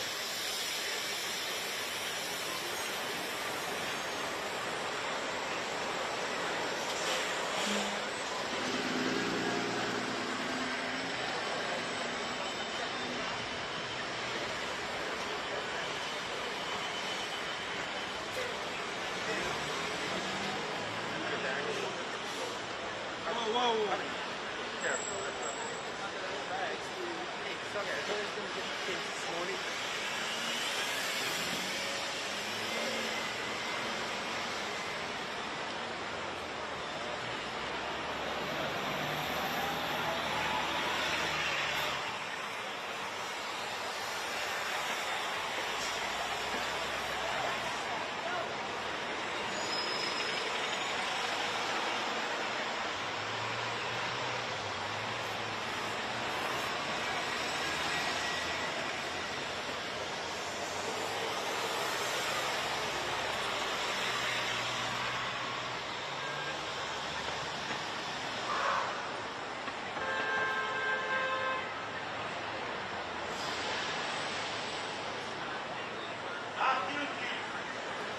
Has video been covering this every day, the Trump Tower thing? For the most part.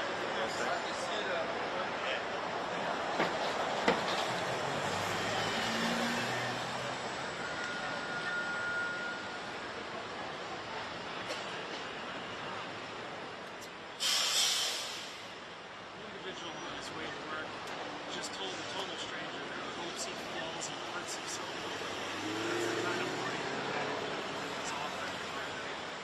Just the amount of poison all of this creates is just.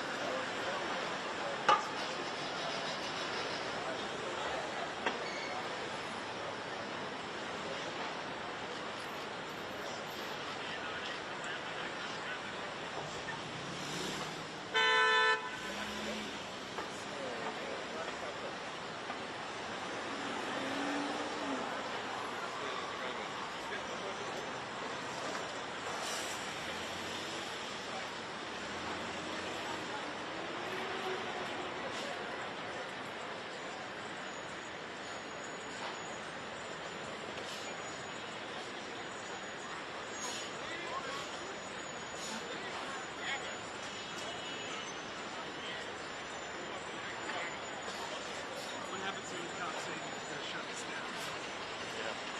I can't even walk it.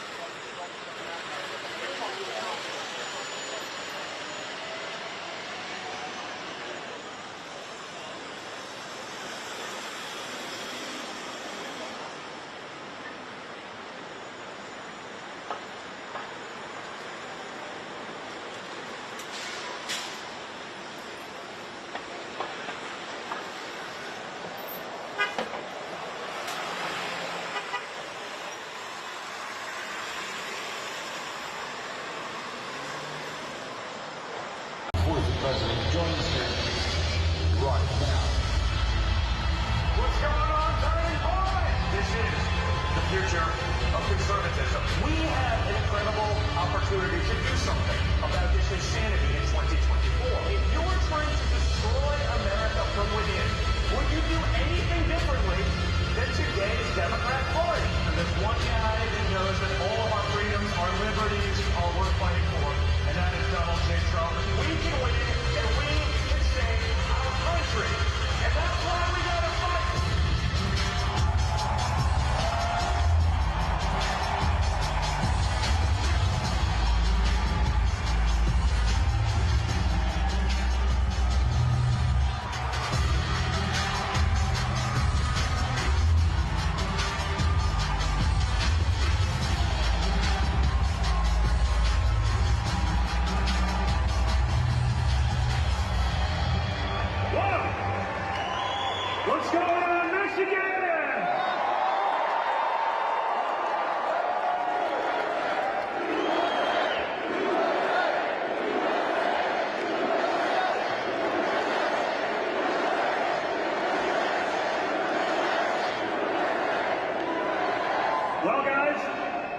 That's how we know we're not at a Democrat rally.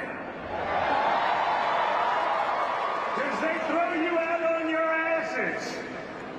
Michigan, thank you so much for being here. Watching this kind of momentum, this kind of enthusiasm this early tells us everything that we need to know about what's going to happen to Joe Biden and the radical Democrat agenda on November 5th.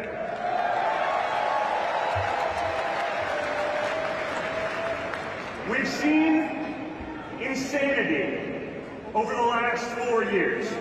By any objective metric, the policies of the Democrat Party have failed America. They've failed you. But most importantly, they're failing our future. They're failing our youth. And guess what? The Democrats know it. It's why they're trying to import votes, because they lost every reliable demographic they ever had. And when we shut down our border, and we throw out the Venezuelan drug lords and gang members that they've been letting flood our streets and our cities and our communities, we can regain control of our country and put America first once again.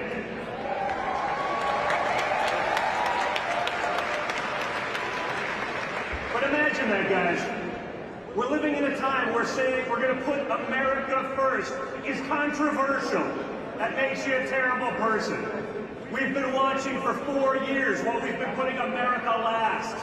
While we're guarding our enemies or allies or supposed corrupt countries, Ukraine, we're guarding their borders but not our own. It needs to stop once and for all. And by the way, for all the young ladies in the crowd, just so we're clear, yesterday, a whole bunch of Democrats voted to put young women into selective service because, hey, someone's got to fight these wars, and it's not going to be the Democrats. No. Think about that. They want to draft young women now. And by the way, not for a war that's popular, not for a war that has any objective end result that they've articulated.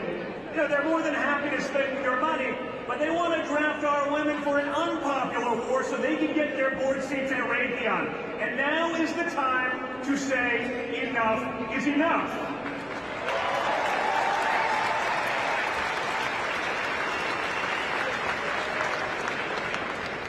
We were told the adults were going to be back in charge.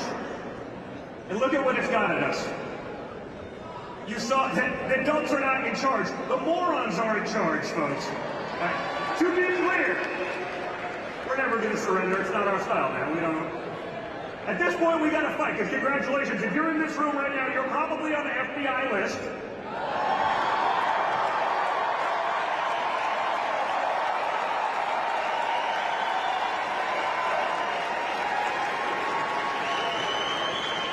You're in with me, my father, my family, so you're in with good company.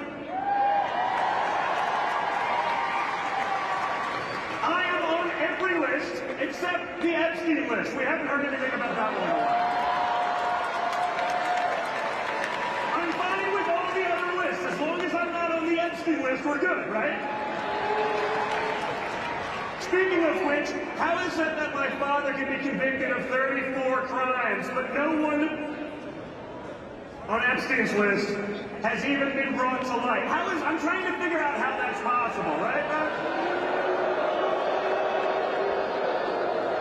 It's almost like they're trying to protect those pedophiles for some reason. I can't imagine why, right? We're not allowed to say they're groomers, but when they act a lot like groomers, it sort of tells you everything you need to know, right? So for years we were told the adults were going to be back in charge, and then we had our disastrous withdrawal from Afghanistan, 13 incredible Americans killed for nothing. Because the nature of predation is animals, predators, despots. They see weakness and they prey on it. And when America is exuding weakness, you get what we've experienced over the last few years. If I was getting a little tired, I looked like Joe Biden for an imaginary chair. You see that? I mean, he usually can't find his way off the stage. He falls both up and downstairs. Now he's at the 80th anniversary of D-Day, wanders off into nowhere, does it again at the G7, sitting in imaginary chairs, and not one person in our mainstream media starts questioning his competence. Right? If Donald Trump did one Joe Bidenism, something that Joe Biden does every day, the entire force of the mainstream media would be calling for the 25th Amendment, they'd be calling for impeachment, they'd probably get it, a bunch of the freaking rhinos in D.C. would go along with them. We're leading from behind. There's no one at the helm, and yet Joe Biden's been able to be effective pushing forward the radical agenda of today's left because he doesn't know what they're putting in front of him. He'll just sign it. Whether it's Obama, whether it's Valerie Jarrett, whether it's Susan Rice, whoever's making the actual call understands that they would have loved to have done that in their prior administration. But they wouldn't have done it because they got to preserve their legacy. They're more than happy to let Joe Biden sign it all and destroy our country. There's a reason the Democrats are all signing on this letter to draft, essentially, young women into the military. And it's because there's no more patriots that want to sign up. No one's going to sign up to serve under a trans admiral that only got the job because they're insane.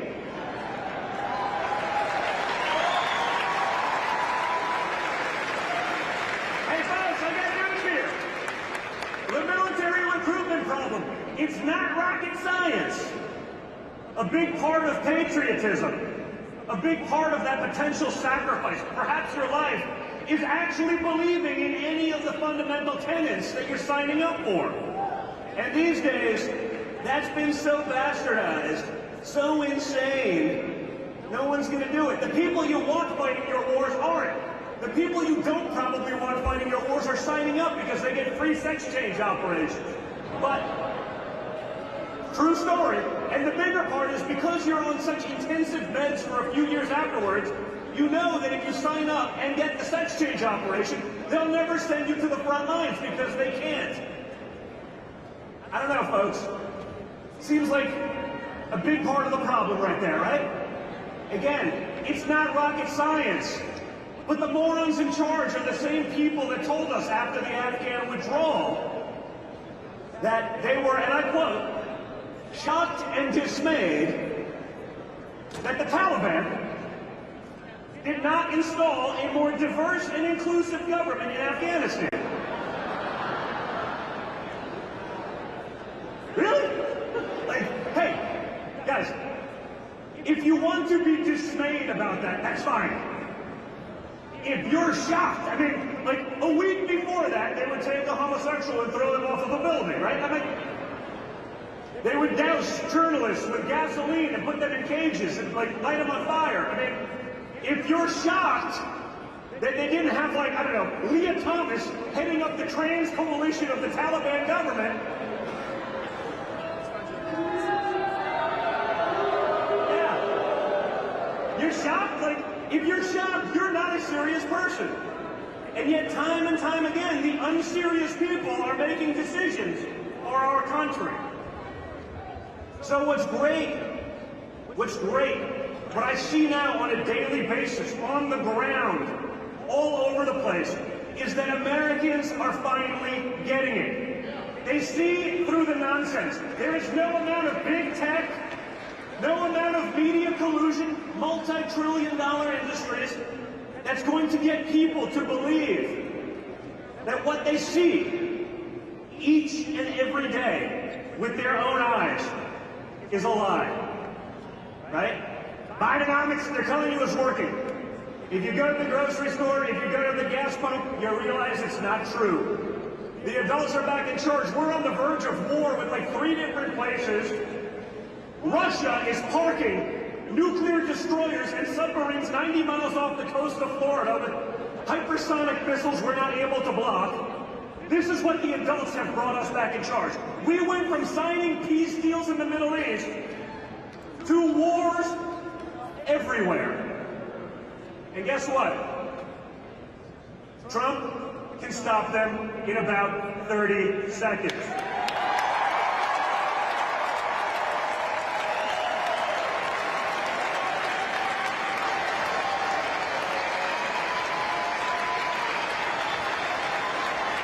You just have to be able to have the strength and the resolve to push back against the swamp, right? They'll fund it forever. We signed another $50 billion yesterday, so that was 160 plus 50, we're at 210 billion, plus probably a lot more. Remember when the Pentagon lost like another 200 billion?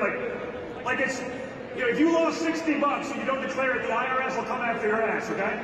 The Pentagon loses 250 billion, and they're like, it's the rounding error, you know, what's 250 between friends? We can stop this insanity. We can create an economy. And you know how I know that? Because we've done it already. We've done it once before.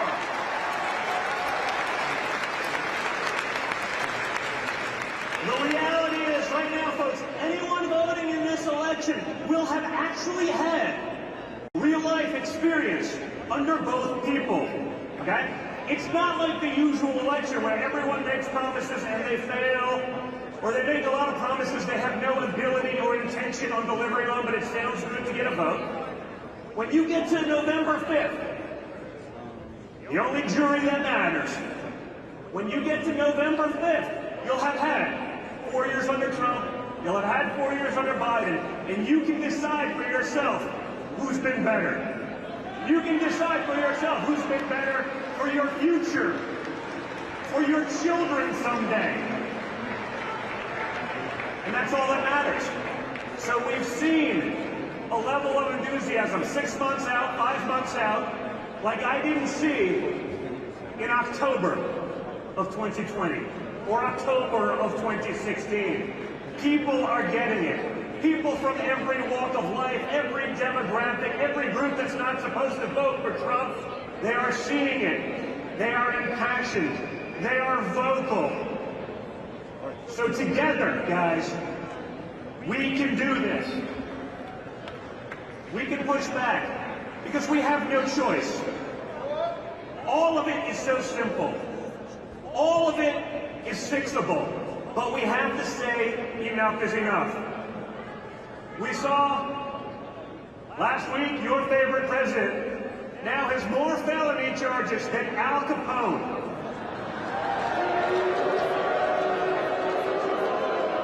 I think it's kind of gangster at this point. I don't even care.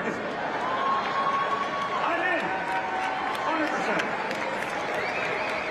But what we also saw, and you saw the media very quickly try to point out, Hunter Biden also was guilty.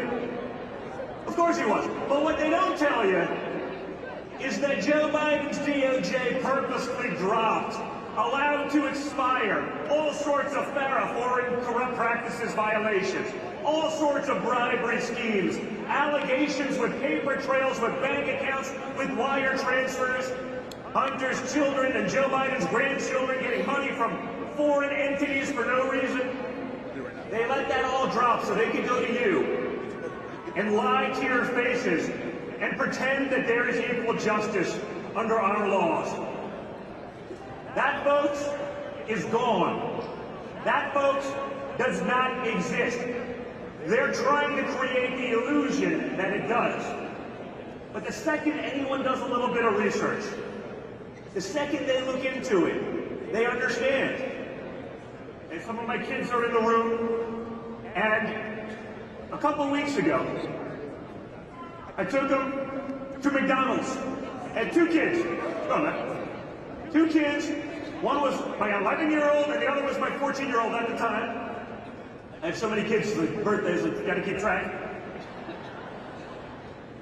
And when an 11-year-old and a 14-year-old get McDonald's and it's $49, it's too damn much. Okay? I'm not going to be one of these liberals like you see on...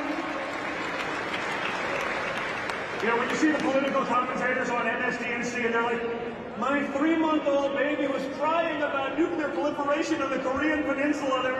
They were very impassioned about it. You know, like they're full of crap with their woke up.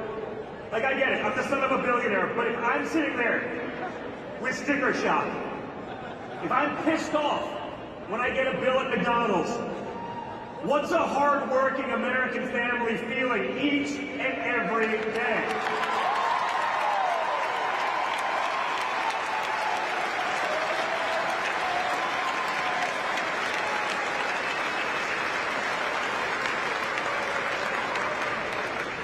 Hey guys, it doesn't have to be this way.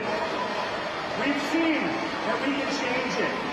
We've seen that we can do something about it. In fact, we actually did it, and we did it with the most resistance, not just from the media, not just from the Democrats, but even from our own party.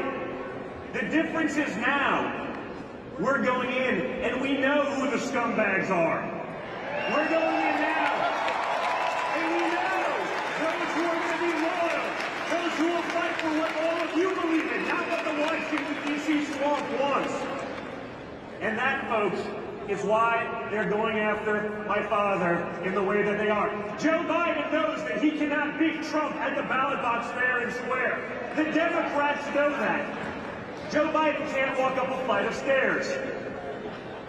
So they'll do what they always do. They'll figure out other ways. The problem is they overplayed their hand so much that now everyone in America, even those, not like you guys who are into this stuff, but even those who don't follow, understand just how broken they are, just how corrupted they are, just how evil they are, and they've had enough because Americans know that if they can do it to Trump, and if they will do it to Trump, there is no one that they won't go after and destroy to push their agenda. So we must all become unafraid. We must all get in the game. You've seen it. One guy out there by himself, they can cancel the leader of the free world. They can cancel the most powerful man in the world, and they will. But if we get together, if we are unafraid, if we work and get involved and get our friends to do the same and make sure they understand and know full well what all of the consequences are, we can and we will win big time on November 5th. So get out there, get in the game, get involved, and fight like your country depends on it, because it does. Thank you, President.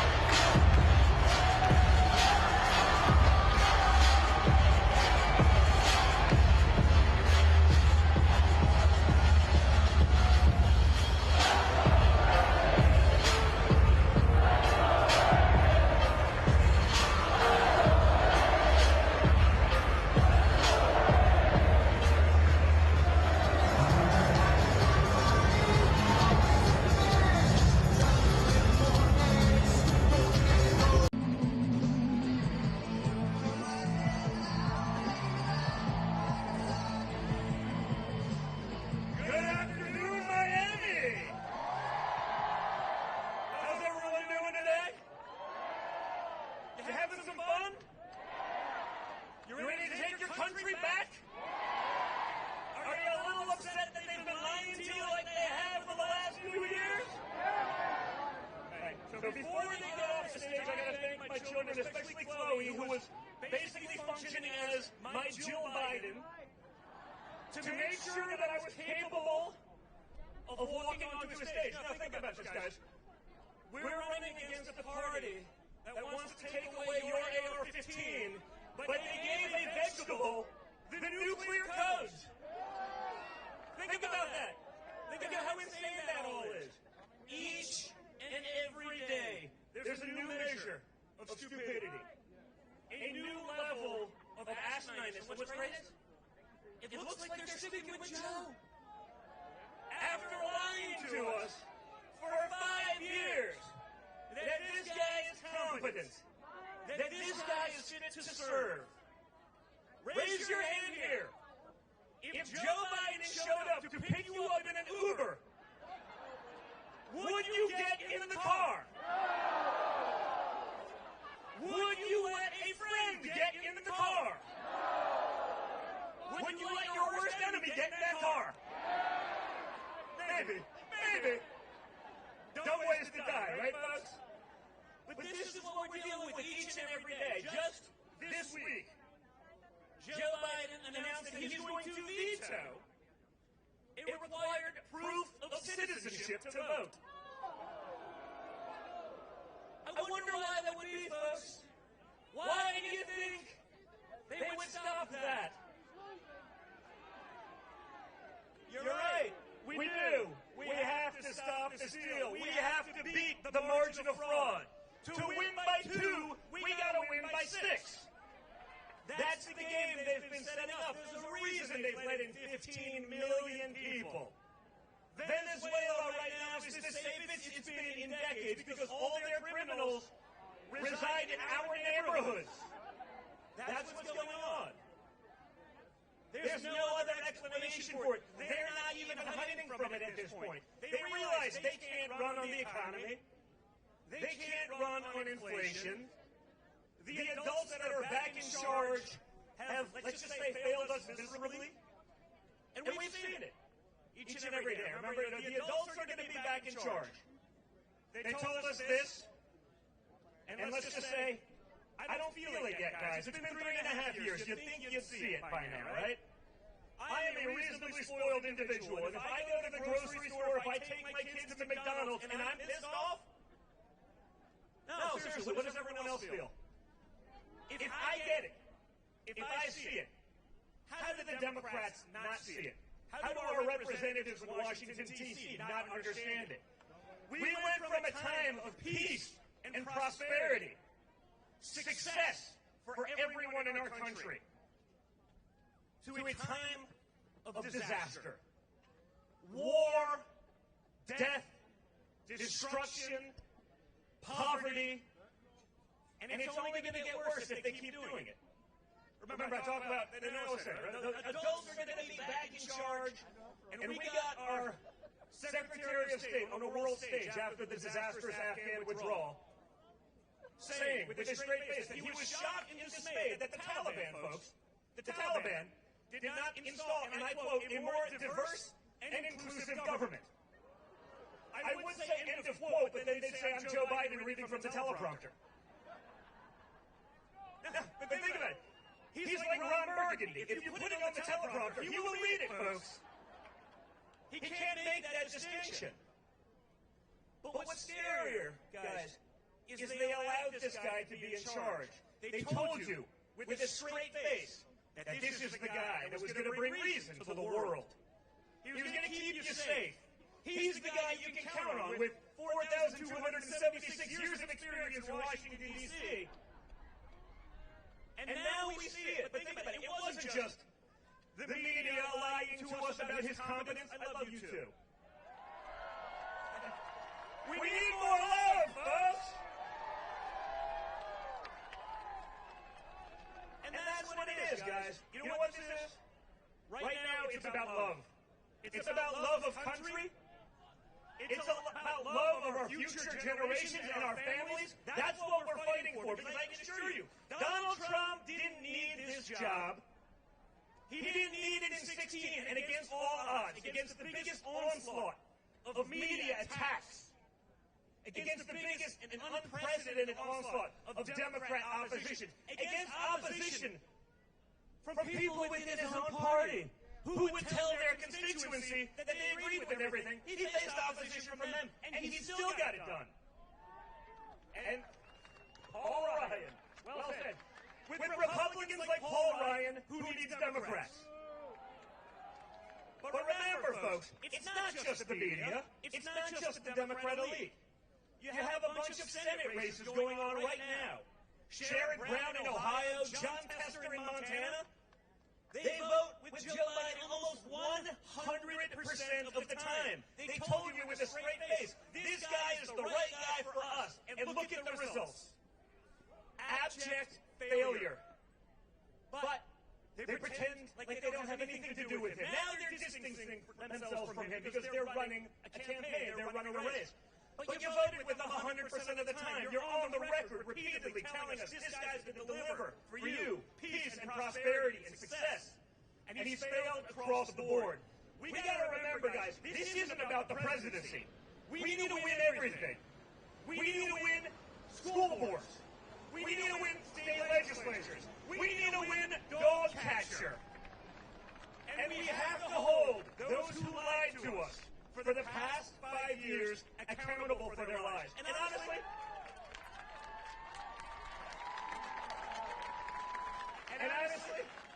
it was longer than that, right? It was really 8 years. Because the second my father took the oath of office, they went after him. They went after me. I know. I did 50 hours of congressional testimony. Now, I understand that I am not the upstanding citizen that Hunter Biden is. I get that. I understand. No, I get it. In my next life, I want to be a Democrat because you can actually be a crackhead that sells out your country across the board, and it's just fine.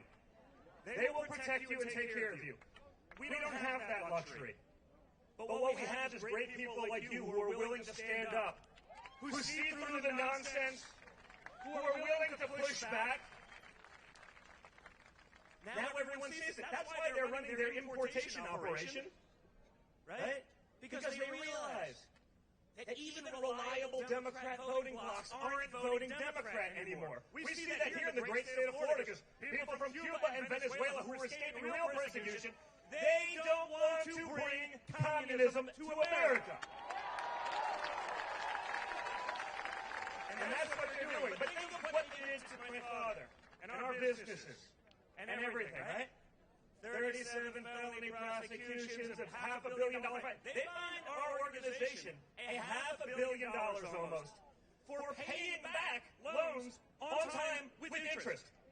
No, but just to be clear, Boeing Airlines, a major company, just got fined $240 million for 2 plane crashes where they admit some sort of fraud and negligence that killed 340 people. Just for perspective, so you understand where we are. 340 people by a major corporation that's acknowledging their guilt in the matter, 340 people dead.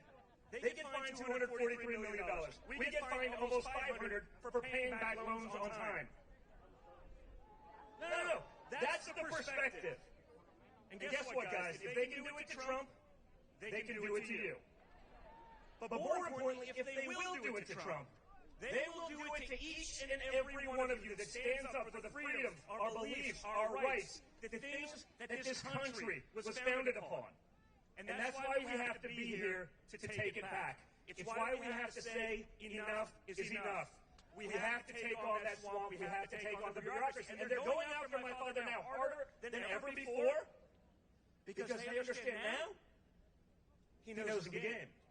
When he came in as an outsider, I get it. If he came in as an outsider, it's a little different. It's a little different. You had to learn it. That takes time. Right? The plum book, the 4,000 jobs assigned by the president.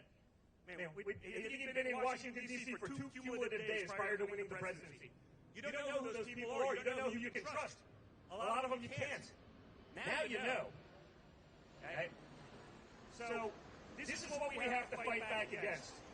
The corruption, the lies, the gaslighting, the nonsense, and the noise. And we're not in a fair fight. We don't have $1 trillion institution that is our mainstream media backing us. We don't have that benefit. They'll lie about us all day long. We did such 1 or 2 people I see the other day up there. We don't have $1 trillion institution of big tech. We don't have that. These are the same people that protect Joe Biden that told you he was rational, he was clear, he was lucid. The fake doctor, think about this. Today, the story broke. Joe Biden's doctor, the one that says he should not take a cognitive test because clearly everything's fine, right? It's still fine. This is Joe Biden on stage.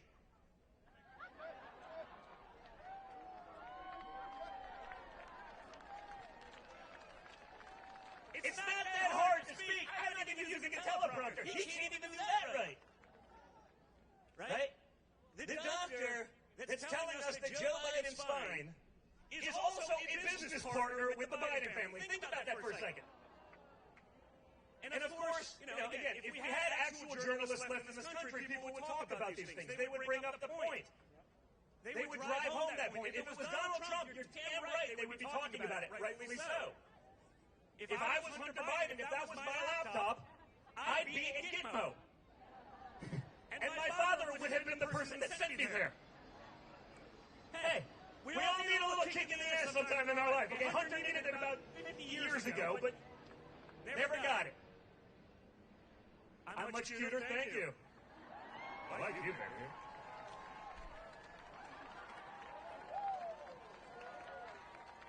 So guys, the reality is this. You've seen it. You've seen the attacks. You've seen the unequal administration of justice in our country. You see the way they treat good, hard-working Americans. You see the America Last policies that have failed us and have enriched our enemies and have emboldened our enemies, because that's the reality. Democrat policy and the weakness they exude on a world stage is why we are seeing the chaos and turmoil that we see across the world. It's in the nature of predation. It's a story as old as time.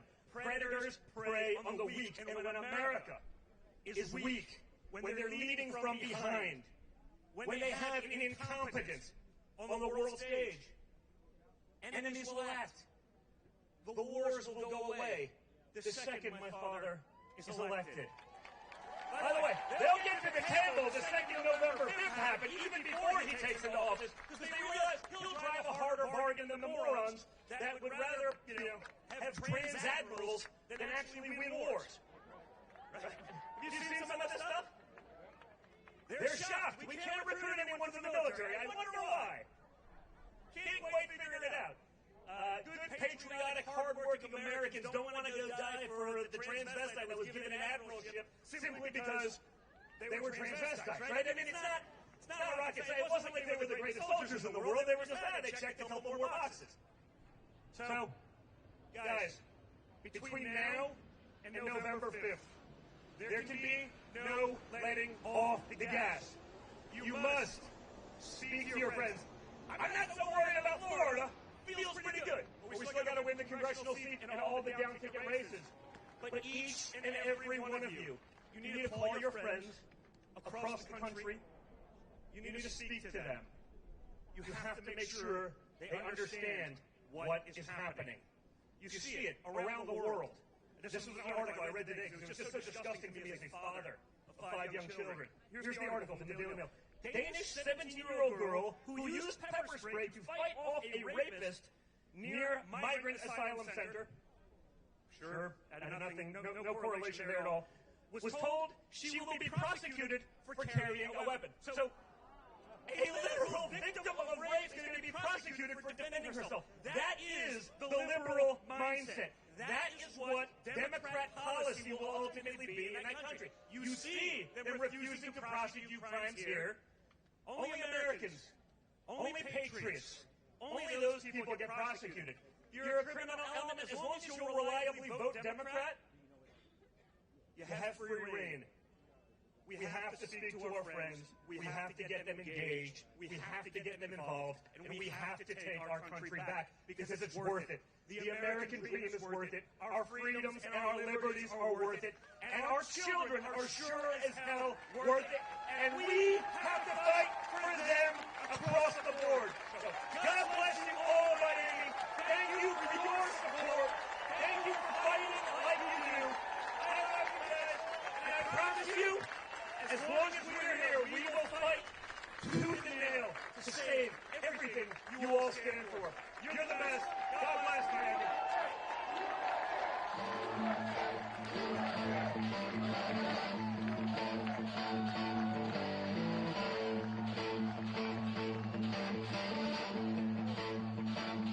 Thank you. I'm here with Donald Trump Jr. Obviously, he was just talking about how his dad picked his selection for Vice President, Senator J.D. Vance. But how's your dad doing overall since Saturday night? He's doing well. I mean, it obviously was a pretty somber moment. I was with my kids on a Saturday evening, and I get this news that he's been shot, but I couldn't get a hold of anyone. He was in lockdown at the hospital. It took about 90 minutes, so that was a long time. 90 minutes where you could talk to Before him? I could speak to him and really know what was going on. And when I did, he was, there's some shock, but a lot of resolve. He was joking about it and talking about it in a way that only my father could do. But it was just that moment when he stood up after being shot at and just showed resolve to keep fighting for this country. That was everything for me. I just literally told him, I go, "You're the biggest badass I know." And so we had some jokes about that. That was the first thing I thought to think of, even in that moment, because it was that powerful. And that's the kind of resolve. That's why we had peace deals under Trump. That's why we had a great economy. You need that. We're watching right now the weakness that's led our country into all of these disasters, into these wars. And it's because that's the nature of predation. When a predator sees weakness that we're exuding on the world stage, they pounce. And so I think it's going to be important to get that back, and I'm looking forward to it. Can I just note right now that boo was at Senator Mitch McConnell. I should know the Kentucky delegation is over there. But on that, how has that changed, do you think, how your dad is approaching this convention and this campaign overall? Has it changed it? I think it has. I mean, I know he basically scrapped his speech that they'd been working on. I was in the office when they were working with it for hours last week, and I think they just started from scratch with just a different message. We are going to try to unite this country. I mean, I think that kind of moment of just shocking moment that really changed, I think, even in his mindset of what we need to do to replace everything. I mean, basically, I think we all got the directive, like, hey, whatever you were doing, and I tend to get a little bit hot, so we're going to tone it down and keep a different message out there. And I think that's going to be important, actually. I think it's going to be important for us to move forward that way as a country. Is that what your dad himself? I mean, I know we've heard from political advisors and sources that want to say, what is your dad? Yeah, listen, my dad, this is his political advisor. When he hears the people, when he speaks to the crowds, that he doesn't listen to the pollsters, or he doesn't look at polling. He doesn't make decisions that are bad because a poll says it's 0.24 basis points more. He doesn't think that way. He understands. He listens to the people, and he trusts his own gut instinct, and he's done pretty well with that throughout his career. How's he? Have you talked to him today? How's he reflecting on just the fact that 48 hours ago this happened? Listen, I think he's moving forward. That's what he is. He's a fighter. He's going to get back in the game. He's never going to be pushed aside. They've tried to go after him for so many ways, whether it was the businesses, whether it's throwing him in jail, up to and including the death penalty, and that they've just tried everything to stop him. He's not meant to be stopped. He's meant to help fix this country. Donald Trump Jr., thank you for sharing us.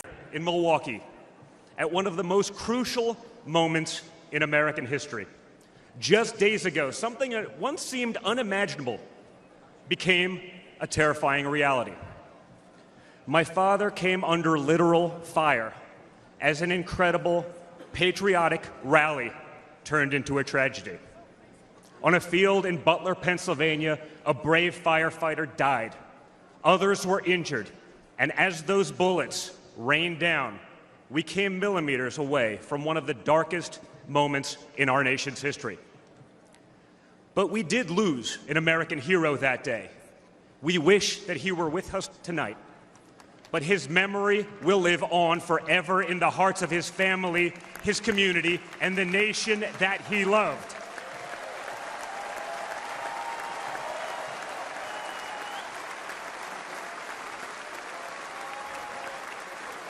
So I would like to take just a moment tonight to express our gratitude for the life and service of American hero Corey Comparator.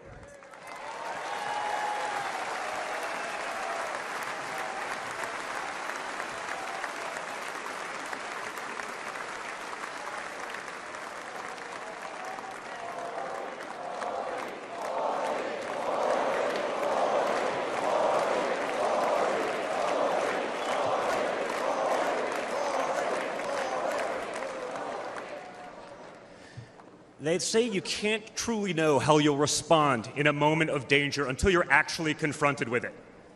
So what was my father's instinct as his life was on the line? Not to cower, not to surrender, but to show for all the world to see that the next American president has the heart of a lion.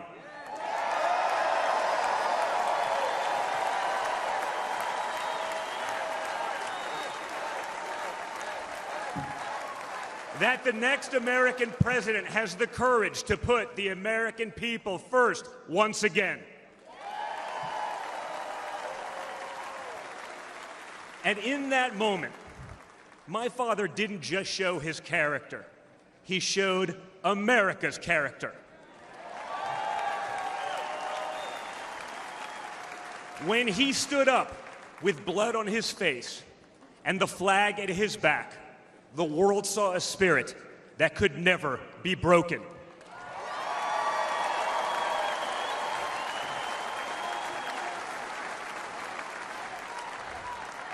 And that is the true spirit of America. America knows what it's like to be down. We know what it's like to be confused and to be afraid. Long before the attempt on my father's life, every American I met was filled with fear and anxiety. They were afraid our country was being torn apart. They were anxious about the massive and chaotic invasion of illegal aliens across our border.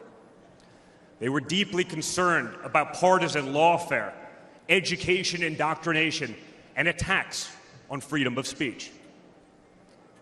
Most terrifying of all, they saw that our leaders didn't care, or worse, that they joyfully aided and abetted the erosion of our rights.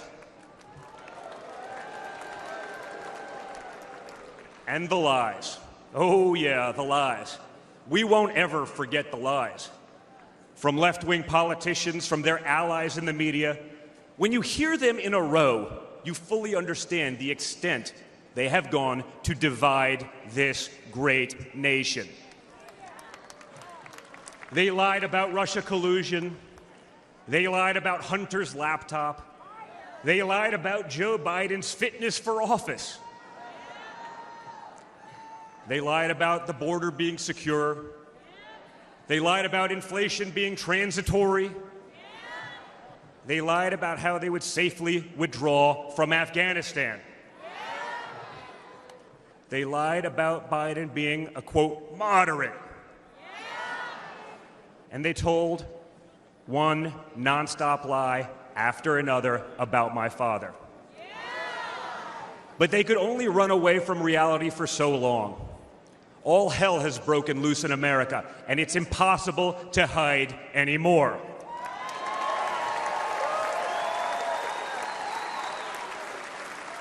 Remember Build Back Better?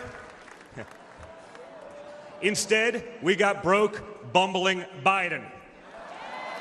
Nothing is built, nothing is back, and nothing is better.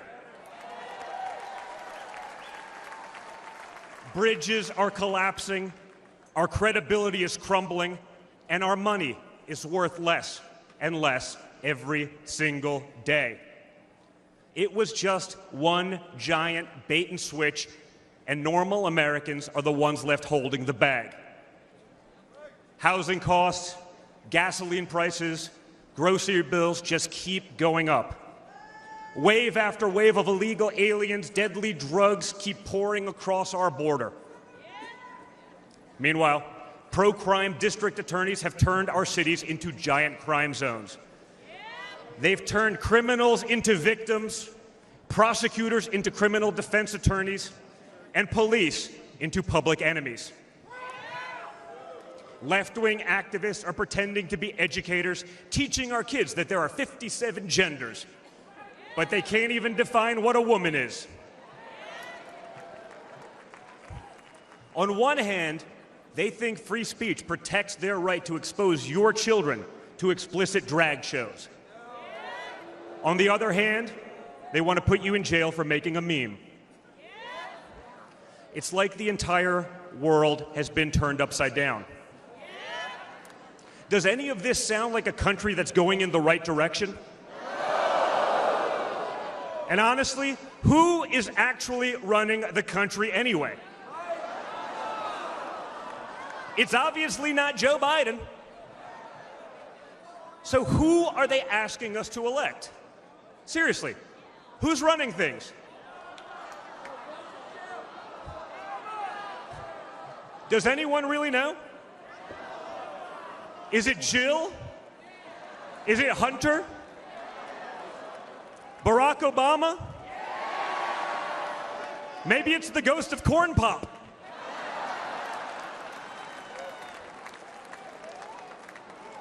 Whoever is running the show, the only thing they are effective at is persecuting my father. They twisted, contorted, and corrupted the criminal code to turn bookkeeping errors into felonies. They concocted new legal theories out of thin air. They imposed gag orders on my father because the last thing a defendant should be able to do is defend himself, right? They punished him for merely speaking the truth.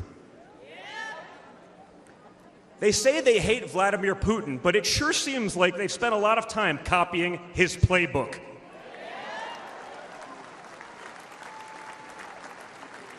In this country, we don't criminalize political differences. We debate them. We vote on them. But we don't make you choose between picking a party or picking a jail cell.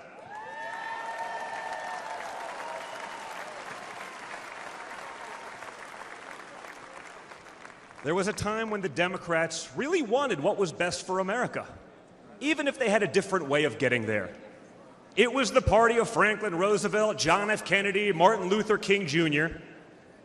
You may have disagreed with that party, but at least you could respect it. But this new extreme Democrat Party, they want us to somehow believe that the only way forward is going backwards, where hiring decisions are based solely on race, where justice is only for those with the right opinions, where streets are a luxury only for the elite, where economic opportunity exists only when you know the right people. Right now, the America we all grew up with, the America that we love, feels like an old photograph where you sit down with your children and tell them what life used to be like. You look back at that America and remember a country that was confident and proud, an America that knew who it was and what it stood for. And it could all feel like a distant memory. Somewhere along the way we stumbled. Somewhere along the way we lost ourselves. But we can't live on nostalgia. Yes, America was great, but our greatest days are yet to come.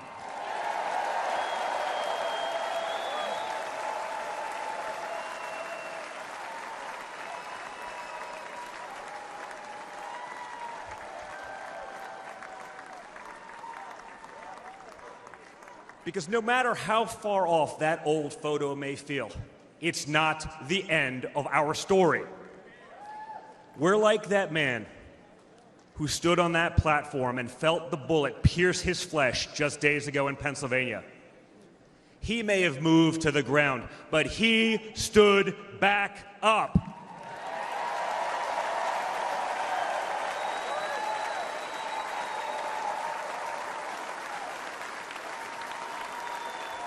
And when he did, my father raised his fist into the air. He looked out at the crowd. And what did he say?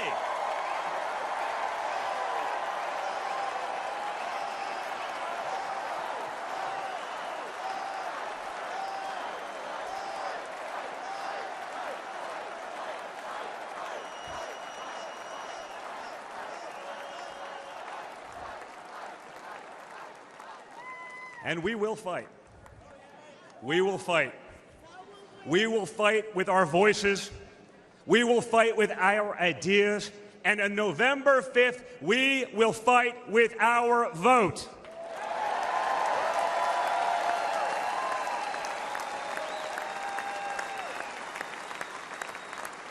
I've always been proud of him, but I've never been prouder of my father than I was in that moment.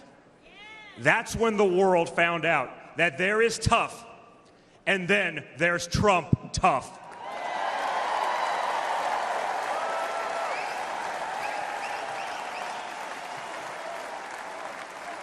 And the good news is, America is Trump tough.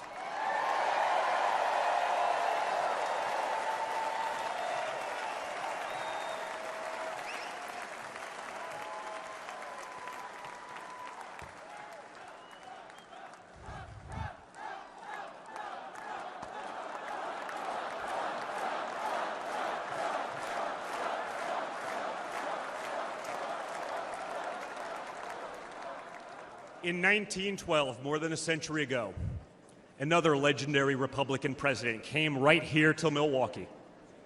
At a political rally less than 1 mile from where we stand tonight, Teddy Roosevelt was struck by a would-be assassin's bullet.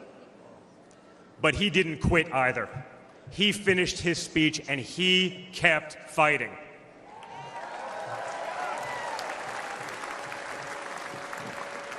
My friends, I don't believe in coincidences, but I do believe in God's plan.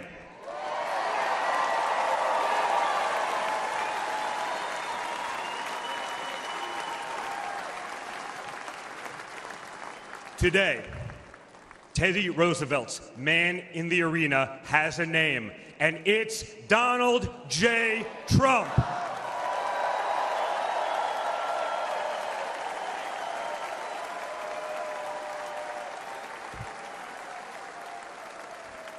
Remember, my father didn't have to run for re-election this year.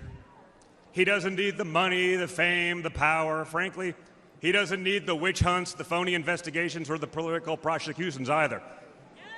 But he knew he had to run if there was any chance at saving America.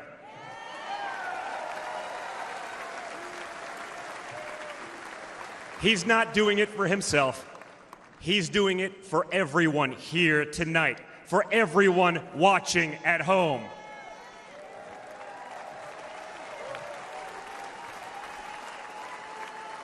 No matter who you are, you can be a part of this movement to make America great again. Look at me and my friend J.D. Vance, a kid from Appalachia and a kid from Trump Tower in Manhattan. We grew up worlds apart, yet now we're both fighting side by side to save the country we love. And by the way, J.D. Vance is going to make one hell of a vice president.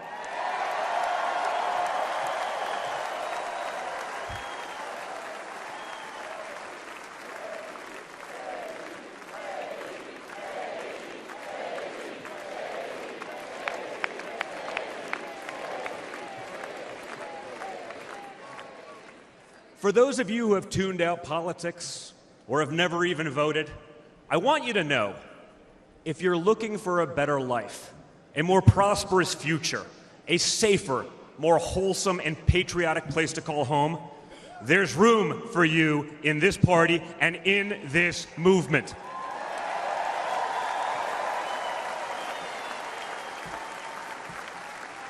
In fact, you're the ones who matter most of all.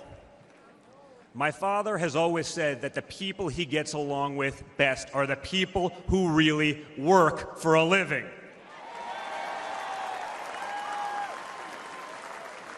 It's because of his background as a builder in construction, right?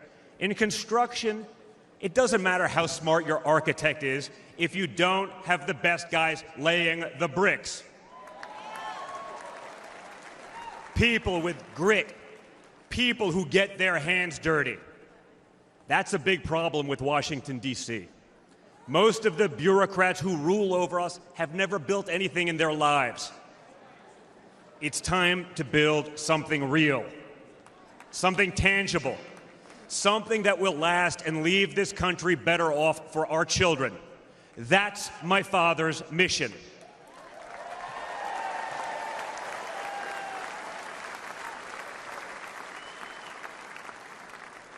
This November, we have a choice. It's a choice between one team that wants to build this country up and another that wants to tear this country down.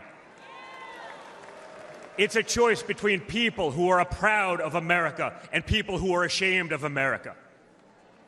And ultimately, it's a choice between America last and America first.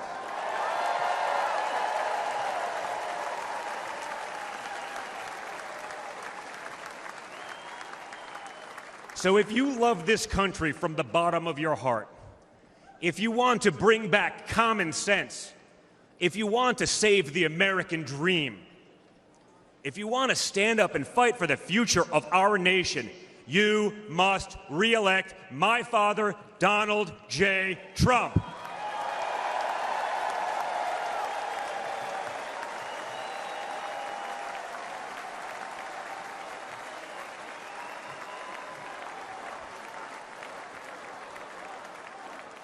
Together, we will make America great once again. Thank you. Thank you, Wisconsin. Thanks, Jake. I'm here in the spin room with Donald Trump Jr. You urged your dad to pick J.D. Vance as his running mate famously a few months ago. How do you think he did tonight? I thought it was a masterclass. It was just an incredible performance, just real command of the facts. Didn't let sort of the fake fact check, try to steamroll him. He came back with actual facts. I think he literally won every issue across the board. I think he was actually very comfortable on so many of the issues that Republicans tend to fail. He was probably more comfortable in those issues than most Republicans are, even on our strong points. So I think it was an incredible debate. Do you think he was more comfortable in those issues than your dad was in the last debate? Well, I don't think, it wasn't necessarily a 3-on-1 debate. It started that way. I think J.D. Vance shut that down, and there were rules, and we said they should be enforced. Those rules were not enforced with my father. I think what happened in his debate was absolutely disgusting, and I think the American people witnessed that. I think they saw the bias that's out there in the media. I think they see that we are literally up against $1 trillion of mainstream media. You're up against $1 trillion of big tech functioning as the marketing department for the other side. But the reality is, Caitlin, the world is watching what's going on right now. They see it when they go to the grocery stores on a daily basis. They watch Iran, not through proxies, but directly attacking Israel right now. We could be on the brink of World War III. You notice how those things didn't happen under Donald Trump. You may not like everything that he says. You may not always like his demeanor. But the dictators of the world understood strength. They understood the resolve that we saw after he got shot in the face coming back to fight. And they didn't trifle with that.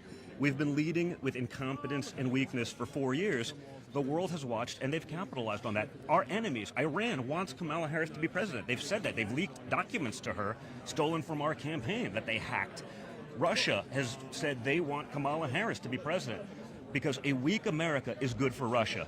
A weak America is good for Iran, and a weak America is great for China, all of whom are chomping at the bit for a Harris-Walz administration and the continuation of the Biden policies that have failed America for the last 3.5 years. Well, and I should note, when you talk about Iran, Iran did hit American troops when your dad was in office. I covered that, and today he was asked about that. He likened the traumatic brain injuries to headaches. But on the debate itself, it was very civil. They acknowledged when they agreed. They gave each other the benefit of the doubt. Should we see more of that on the debate stage when your dad's up there? You know what? I'd love to see that across the board. Sometimes the political climate isn't that much. We've all heard about Trump derangement syndrome. We've seen what they've lied about to my family. I was an agent of Russia, but Hunter Biden's laptop was totally Russian disinformation. Turns out the opposite was true. The media did that. They created so much of that environment. The media has radicalized the people that are trying to kill my father. I've had to deal with that twice now in the last 2 months. I've had to have that conversation with my 5 young children twice in the last 2 months about someone trying to shoot their grandfather. That didn't just magically happen. That's not him. That's a media-created fake Russia scenario. They ran with it for years. Even when it was disproven, they still ran with it. That environment wasn't just created by Donald Trump. Okay, but can I say, you can't blame, and everyone wants your dad to be safe. No one wants the threats against his life to happen, but you can't blame the media for those threats. There's been no evidence that's what drove those. And allows people to have a platform to call someone literally Hitler every day for 9 years, it creates it. Okay. Whether you want to believe it or not, that's a fact. But as you know, J.D. Vance once likened your dad to Hitler as well. He questioned if he was America's Hitler. But I want to talk about the debate. Do you want your dad to do another debate after seeing tonight? You know what? I don't think he can have a chance at getting a fair debate. I don't think there's moderators out there that will do that. I think there are probably Fox moderators that are so worried about even trying to appease the left that they'd actually maybe even well, your dad said way. CNN gave him a fair debate. Well, he offered to do the Fox debate. Just so we're clear, my father weeks ago said, I'll do a Fox debate too. Kamala Harris turned that down because she can only go in, she can only do an interview with a sidekick like Tim Walz on her side. She can only do it when she knows she's going to have that upper hand. So I don't think in this environment you can do it. The reality is this. What's unique about this election is you had 4 years under Trump. You had 4 years under Harris-Biden. We know the policies are going to be the same because she cut and pasted them onto her webpage and didn't even change the source code. So you can have more of the last 4 years, or we can go back to a time of peace and prosperity.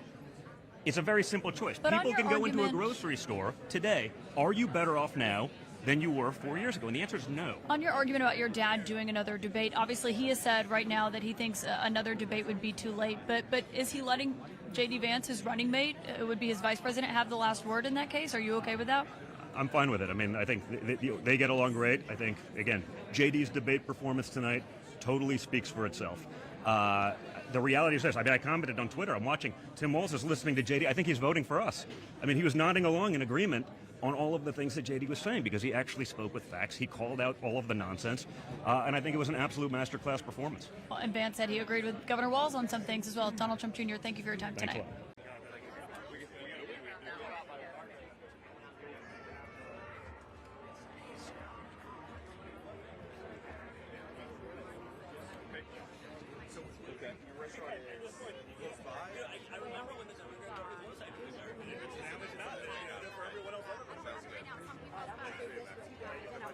Yeah, let's do it, yeah. Yes, ma'am. Thank you. How are you? I need to get one with the king here. Good to see you. We were okay. Y'all want to get in there? We're right here, okay. So you want to get everybody? Come here. Come on, stand in the middle. Right here. 3, 2, 1. Watch out who you're rubbing elbows. Chloe Spencer, you want to get in here, guys? Right. Come here. Spencer, come here. Chloe Spencer, you're going to front. Get in front of JD. Richard, because Richard's tall. Yeah, he's tall. Perfect. Yep. Richard, get in here, buddy. All right, right here. 3. Yeah, come here. Oh, go. Lost some sunglasses. Right here. 3, 2, 1. Let's do it. All right, thank you all. Thank you. Yeah, Richard's in charge.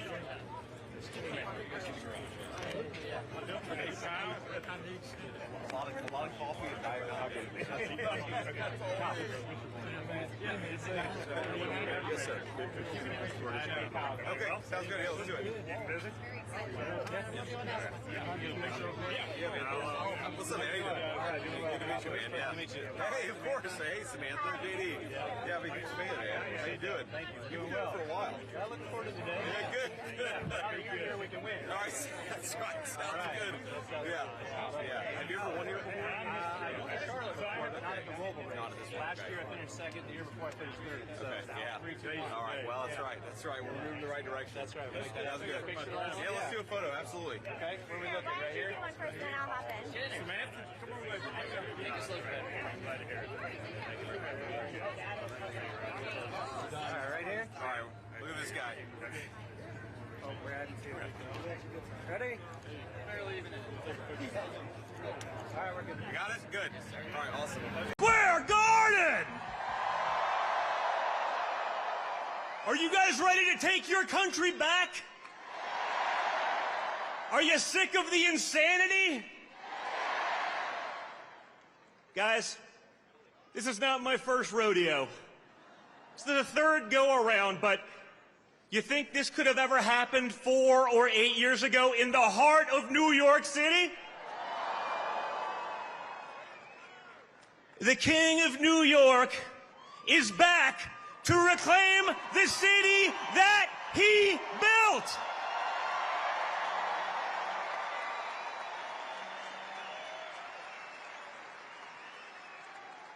My father changed the skyline of this city. He fixed the things that incompetent bureaucrats couldn't handle. He did that against all odds.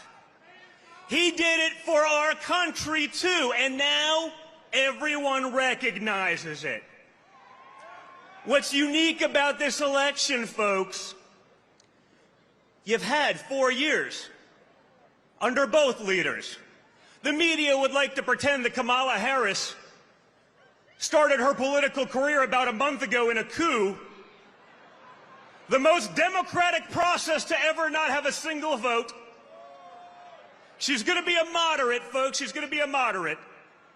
A radical San Francisco liberal, the daughter of a Marxist professor, is now magically going to be a moderate.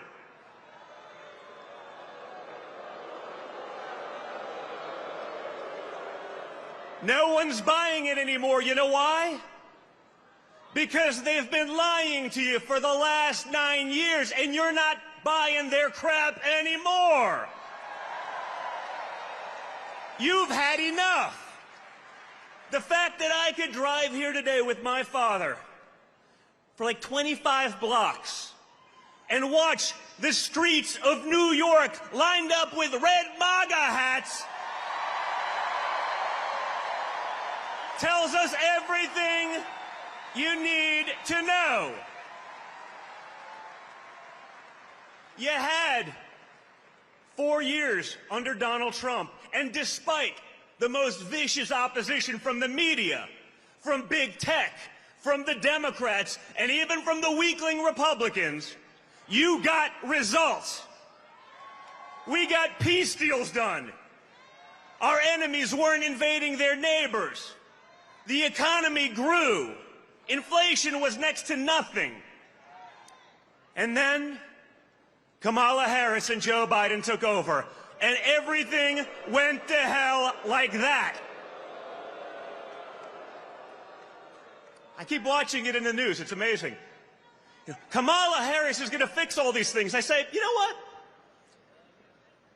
Why hasn't she started fixing them? You know, you've had 4 years. Why didn't you maybe get going? You're going to wait till January 20th? Americans are suffering. People can't make rent. Businesses are going under. Grocery prices are too expensive. I tell a story. Last summer, I was coming back from a fishing trip with 2 of my boys. And we went to McDonald's. And it was $48 for a 10-year-old, a 14-year-old, and me. And guys, let me tell you, if Donald Trump Jr. has sticker shock at McDonald's, we have a serious problem.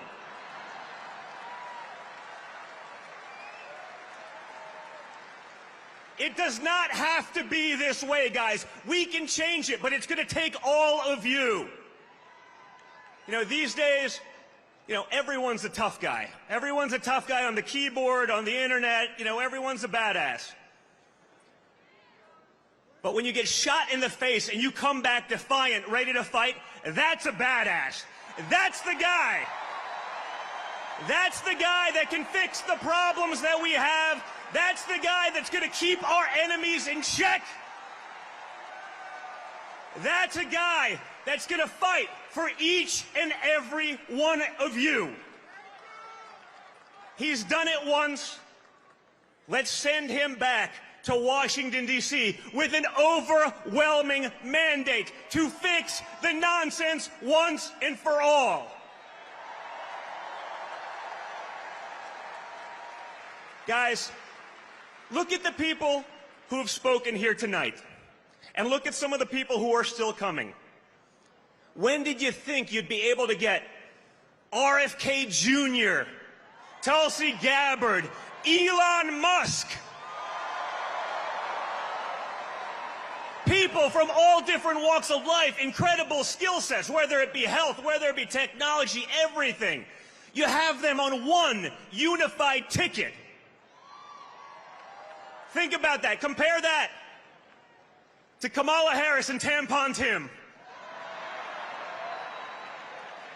It ain't the same, folks. Timmy ain't fixing anything, and neither is Kamala. We have a once-in-a-lifetime opportunity to change Washington, to put in common sense practices, to put Americans first, because they're not first right now. The Democrat Party has forgotten about Americans. Rather than cater to Americans, they decided, you know what? It would just be easier to replace them with people who will be reliable voters. The insanity has to stop, and the fact that we can pack Madison Square Garden in the heart of New York City shows me that the spirit of the American people is there. That same spirit my father showed on July 13th, that's the spirit of America. That's the spirit we need going into Election Day. So for the next 9 days, each and every one of you, You line up like you're the third monkey on line for the Ark and it's starting to rain.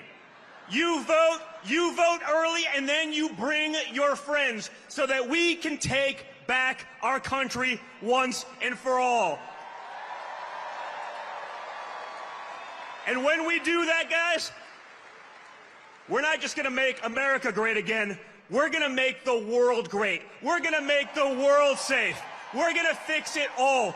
Get out there, guys, and just like you're going to fight, get out there and vote, vote, vote. Thank you, New York City. Love you guys.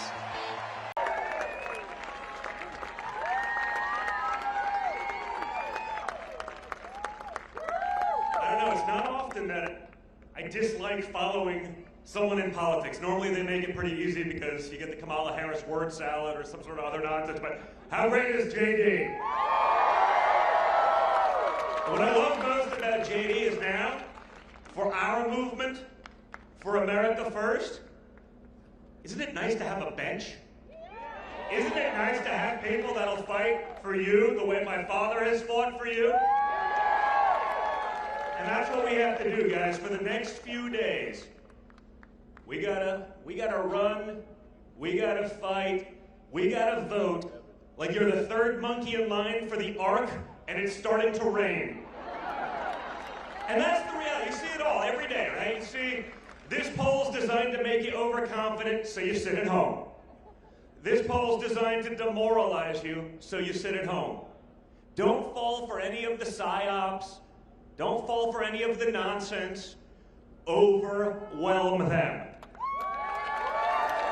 Bring your friends, call your neighbors, text everyone you know, especially in the swing states. Just get them out and vote. It's a unique election. We're used to politicians who are making promises. They'll tell you everything you need to hear. They get your vote, then they do whatever the swamp or their special interest billionaire friends tell them to do. This election, it's actually different. You've actually lived under the policies of both administrations. You've been there. You've seen it. You had 4 years under Trump.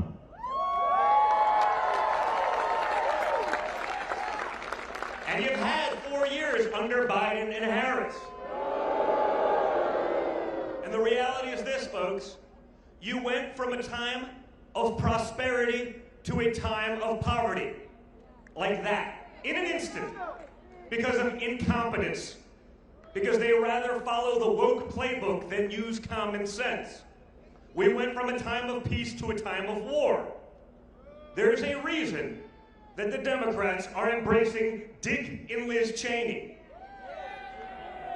They're going to send your kids to war. We're going to be at World War III. No one can tell us why we'd even be there, but we'll be there because a couple of guys in Washington, D.C. are going to get rich because of it. We know nothing's going to change because Kamala Harris told us she wouldn't do anything differently. She's said that 7 or 8 times now. And you would think, you know, after the first time, you'd think maybe, I don't know, just maybe, after even the liberal press destroys you, you'd think when you're asked the question the second, third, fourth, fifth, and 6th time what you'd do differently, you'd think you'd be smart enough to come up with like an answer. But she's not. That's why I love this. I love this podium. I love that JD speaks. Notice how there's not a teleprompter here?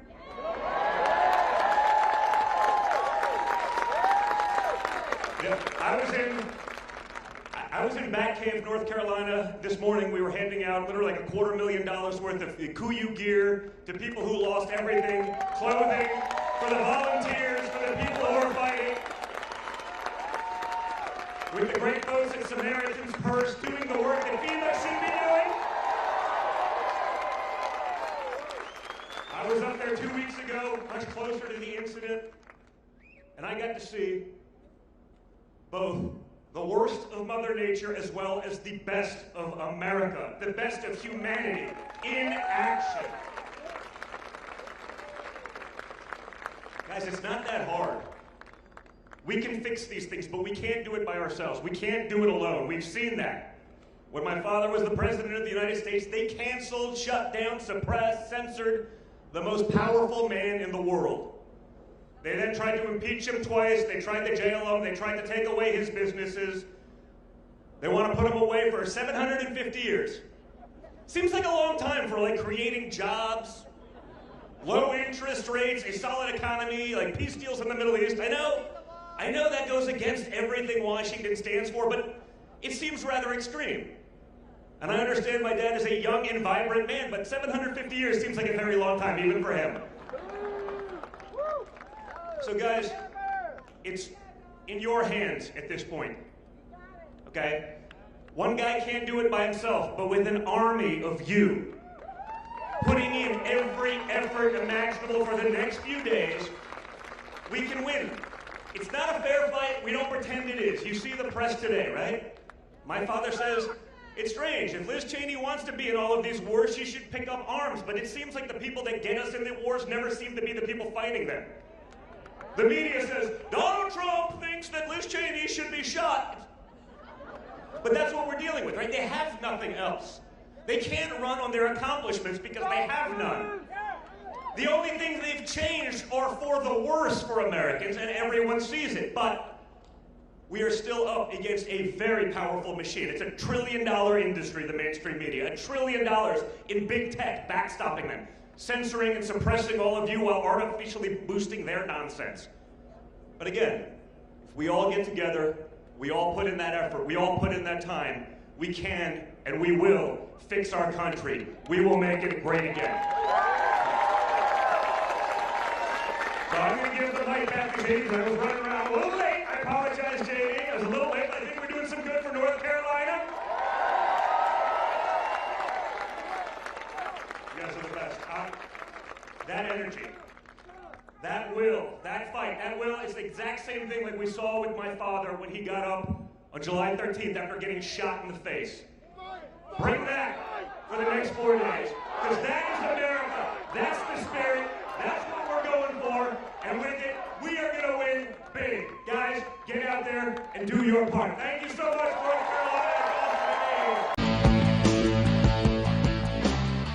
Hello, Nevada. How's everyone doing?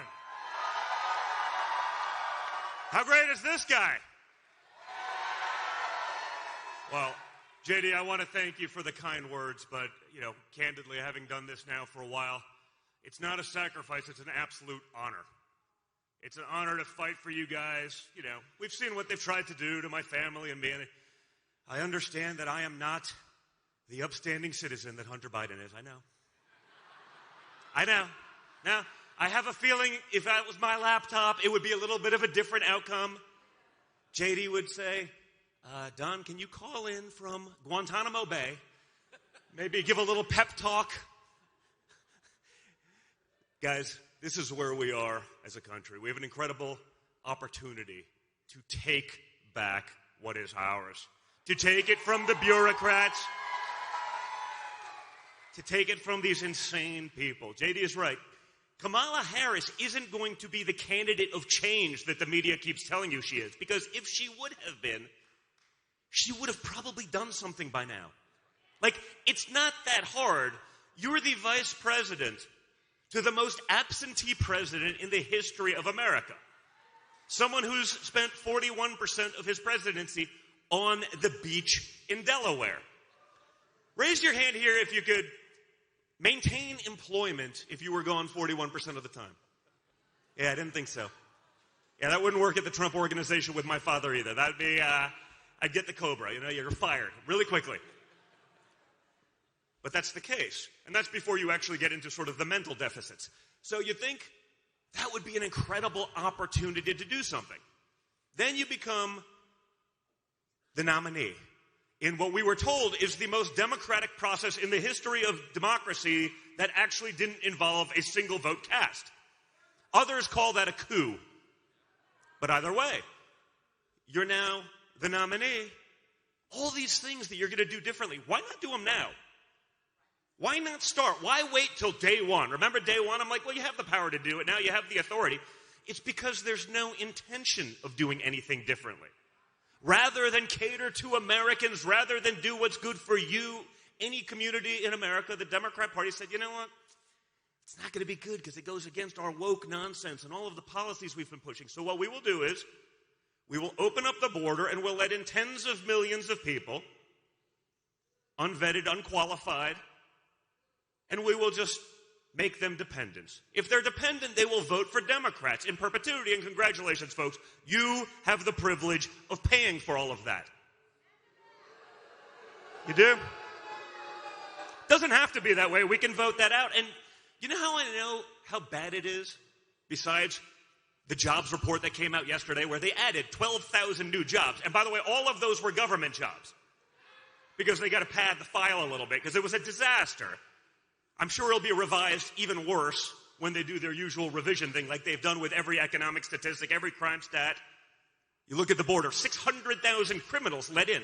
That's Biden-Harris administration statistics. 600,000 criminals. They know about it and they let them in. 13,000 murderers. 16,000 sex offenders and rapists. Imagine a government that sees that. You have them at the border. You understand this because you obviously know it's their statistics. And you say, you know what? Let's let them in anyway. What could go wrong? Divide that up by the amount of communities, say counties, in America. What is it? It's dozens of murderers, rapists, and thousands of criminals spread evenly across America. They're usually probably sending them to red states. What could possibly be the gain of this? It's insanity, guys. It doesn't have to be this way, but one guy can't do it by himself. My father, not even with JD's help, can do it. You saw, he was president of the United States. They canceled him. They canceled the most powerful man in the world. They cut off his communications. They minced his words. You know, like everything else, they take the first part of a sentence, but not the last part, to conveniently drive their narrative. But with all of you behind him, with all of you fighting for your future, for your livelihoods, for your children's well-being, we can win and we can fix everything. And now, what's incredible, it's not just my father. Think of the people who have joined up that want to help. Whether it's RFK Jr. on health. Looks like Ron Paul jumped in yesterday with the libertarians. How about we allow Elon Musk, the Einstein of our era, to do what he can do better than anyone? Think about it. In a few years, he's outperforming NASA, that has like a 75-year head start in the space race, and he's doing it as a private citizen. How about we let that guy fix some things? So, you can choose, folks. You can have all of the people that have recently endorsed Kamala Harris. Funnily enough, it happened magically after Diddy got arrested, and they all seem to have a connection. I don't know. It seems like a coincidence. Or you can have a team of brilliant people who are specialists actually fixing things. It's funny, I tell this story a lot because it resonates, because I'm not one of these liberals that pretends to be something they're not. I'm pretty honest about who I am. I'm pretty self-aware. I'm the son of a billionaire from Manhattan. Last summer, I was coming back with two of my boys. We went on a father-son fishing trip. And I had a 10-year-old, a 14-year-old, and me, and they were hungry. So we went to McDonald's, where my father is now a fry cook. Guys, I'm sorry. I don't want to get canceled and fact-checked. The media told me it was staged. I was like, no way. Really? I mean, in Joe Biden's economy, my father does have to work at McDonald's and be a garbage man just to get by. Donald Trump has to work 3 jobs.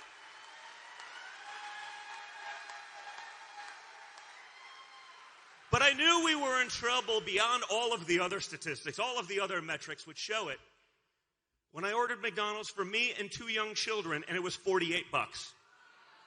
Because I can tell you something, guys. If Donald Trump Jr. has sticker shock at McDonald's, We have a serious problem. So again, guys, for the next couple days, early voting's close here, but you need to call your friends. You need to drive them to the polls on Tuesday. If you've voted already, you have all the time in the world. Whatever you would do if you woke up on November 6th and Kamala Harris was president-elect, yeah. Oh, yeah. Whatever you would do to get a mulligan, whatever you would do to get a do-over, do it now. Do it for the next 4 days. You got to work like you're the third monkey in line for the ark and it's starting to rain. Right? Guys, we can fix this. We have an incredible team of people. I want to thank JD for all of the incredible work that he's doing. I want to thank Usha for putting up with it. I know, trust me, I know it's not easy. I know it's not easy, but he's a fighter. And more importantly, what we also have in JD is we now have America First bench. We have people that can now carry that torch, people who have become and come out and been unafraid to stand up to the tyranny of our government and to fight for all of you. So guys, thank you for everything. Thank you for what you're going to do over the next couple days, for all of the efforts that you put in. I can assure you this, if you're fighting alongside of us, we will never, ever, ever give up. We will always have that same resolve that my father showed on July 13th when they tried to kill him. So you guys, do your part, and we're going to make America great again. Thank you so much, Nevada. You guys are the best.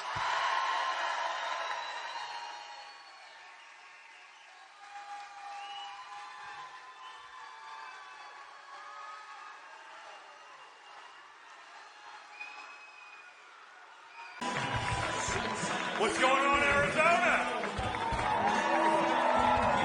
Is everyone ready to win this thing?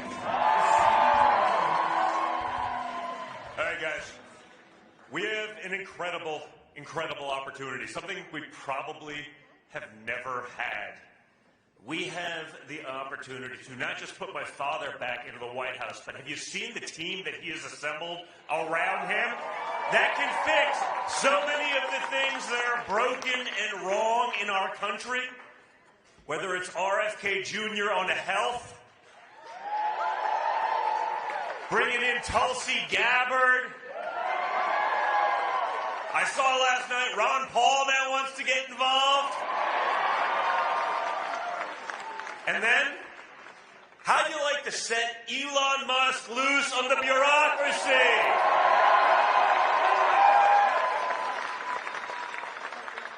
It's truly crazy times, guys. I always tell the story. Last summer, I took a couple of my boys. We went on a father-son fishing trip, and we came back, and I had my 10-year-old, my 14-year-old, and me, and we went to McDonald's. And let's be clear. When Donald Trump Jr. has sticker shock at McDonald's, it's a serious problem. Like, I get it, and I'm a reasonably spoiled individual, okay? I'm the son of a billionaire from Manhattan. I'm saying, when I grew up, I did not realize that McDonald's was a luxury item. And yet, because of the failed policies of the Biden-Harris regime, it's become a luxury. And that's the difference between my father, J.D. Vance, the team we've surrounded ourselves with. We want Americans to thrive again. Just barely surviving, like so many of us have been doing for the last 4 years, that's not acceptable in America. That's not the American dream. But it's stupid politicians, bureaucrats who are incompetent. They're the ones that have created this disaster. They're the ones that killed our jobs. They're the ones that created inflation. It's the Biden-Harris cost of living crisis that we're living through. They're the ones who created literally one of the only exports America's had for the last 50 years. You know what that one is? Your American dream.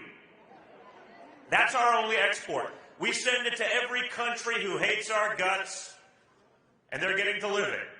So that some bureaucrat in Washington can make a couple bucks on a consulting gig, or we can send another $250 billion to Ukraine. Yeah, I didn't think so. That's not a popular one. And yet they do it, right? You saw it. 2 weeks ago, overnight, this was during the hurricane, right?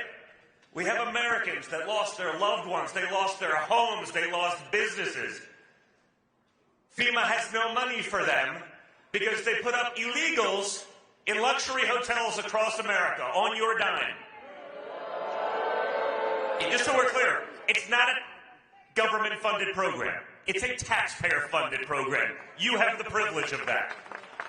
So as they're doing that, and as Americans are suffering, they get a $750 loan. I don't know, guys.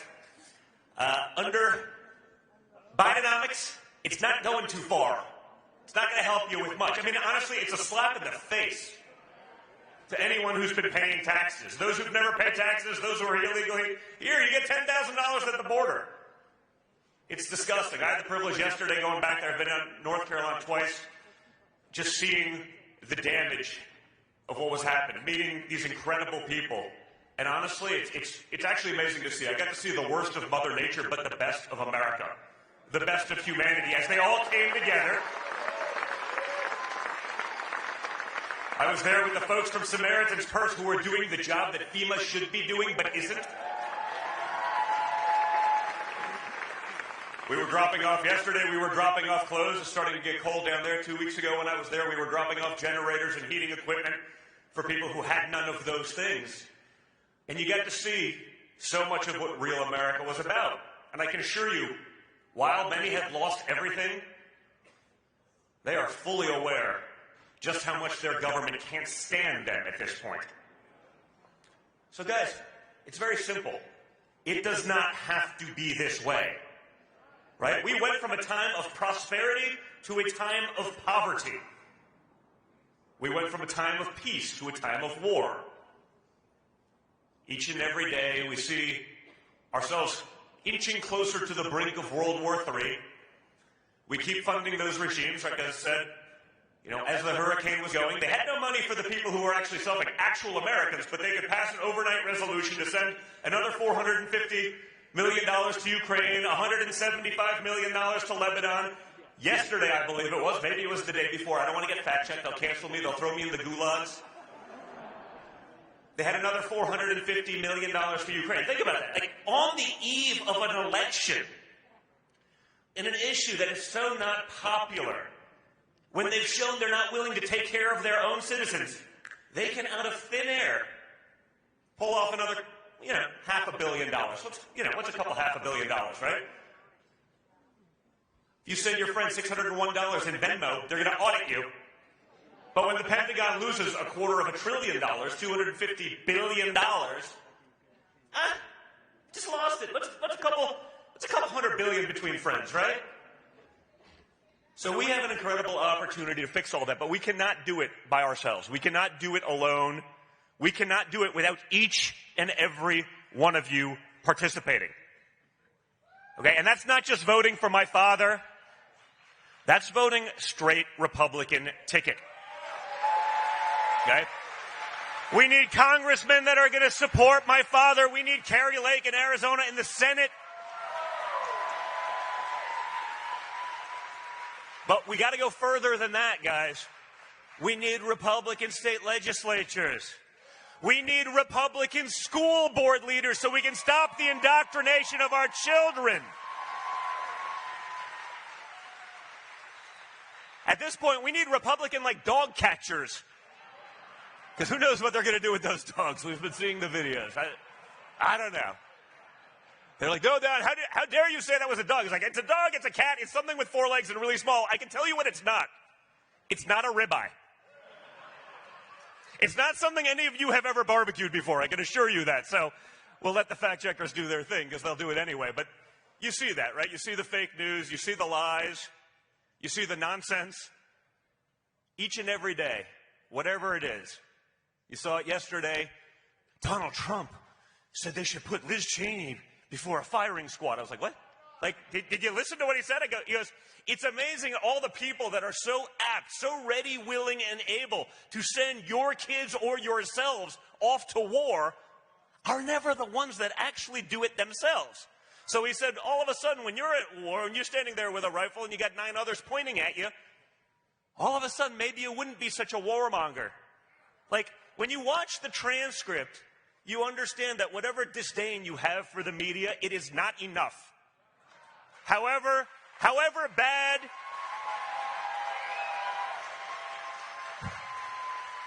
Am I right? I mean, however bad you think they are, like, it's not at, like, hey, it's slanted a little bit to the other side. It's just, it's at this point full-on propaganda. And again, you have the power to change all of that. You have the power to break down some of that bureaucracy. You have the power to turn off that and start going to all of the other alternative forms of media that are springing up because they have not acted in good faith. But again, you can't do it alone. My father by himself or my father with JD, even the team he's put around him, they've shown they can cancel the most powerful man in the world. They can shut him off. They'll mince his words. They'll cut off his communications. They'll try to impeach him twice. They'll try to jail him. They'll try to take away his businesses. They'll try to bankrupt him. And when all of that doesn't work, you create enough rhetoric. You lie, right? Someone's a Nazi, a fascist. You say that enough. I'm like, I don't know. Doesn't seem like it. I mean, we did have 4 years under President Trump, and we had like an incredible economy. We had real wage growth for the lowest income earners. We were signing peace deals in the Middle East. We had a secure border. We're slowing down the fentanyl and drugs that are poisoning and killing all of our children. Doesn't seem like it was that unreasonable. No, but guys, the media will tell you Kamala Harris is going to be an agent of change. I'm like, I'm not buying it. You know why? Well, no, she's changed things for sure, but she's changed everything for the worse. I mean, we've seen that because we had 4 years under Trump, and we had all those successes. And then it was like flipping a switch. Disaster. Honestly, that was the thing that was shocking to me. The most shocking was how quickly they could destroy our country, how quickly they could break up all the policies that were so effective so they can push their woke garbage on you. But again, without all of you guys, without the help in the Senate, I don't want to win the presidency if we don't have a good Senate, we don't have good House candidates, and we don't have it all the way downstream. I've been there. I get it. You know, I didn't get quite what they did to my father, but I did 50 hours of congressional testimony for treason. That's a crime punishable by death. Minor details at this point. It's like an average Tuesday for my family. And I understand that, I apologize, that I am not the upstanding citizen that Hunter Biden is, but now I know.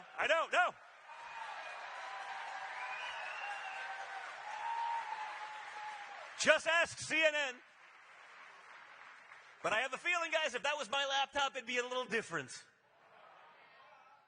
But just like we don't have the mainstream media and we don't have big tech doing our artificial boosting or the suppression of the other side like they do to all of us, you know, they also have 52 intelligence agents that say, it was definitely Russian disinformation. I'm like, I don't know.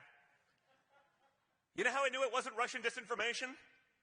Because Hunter Biden himself didn't come out and say it was wrong or it was off, right? Like, if that's my laptop and it's not me, I'm saying, like, hey, guys, not me. But they knew. And they had him doing that bidding. And then you see the ads on TV, you know, 30, 50, whatever it is, intelligence agents really support Kamala Harris. I'm like, you mean the same guys that lied to the American people? The people that talk about fascism, the people that talk about misinformation, they're the ones acting like actual fascists. They're the ones spreading misinformation. So for the next 3 days and change, guys, I just ask you to have the same fight you saw in my father, whether it was through his presidency, whether it's all the stuff they put him through after, whether it was on July 13th when they tried to literally kill him, when he got shot in the face and he came back defiant.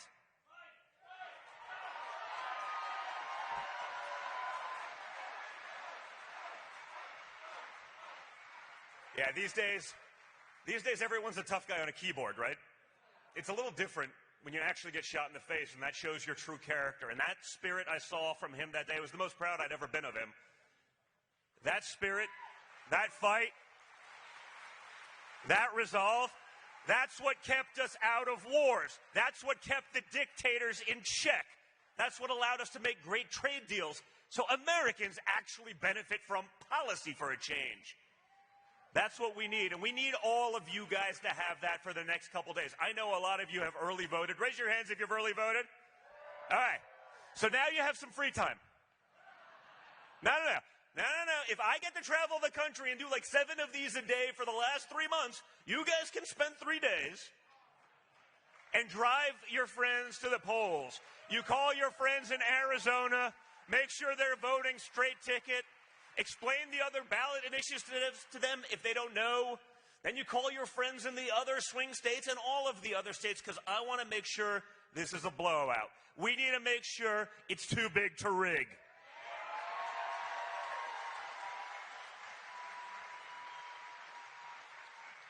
So do it. Call 10, 15, 20, 30, 1,000 people a day.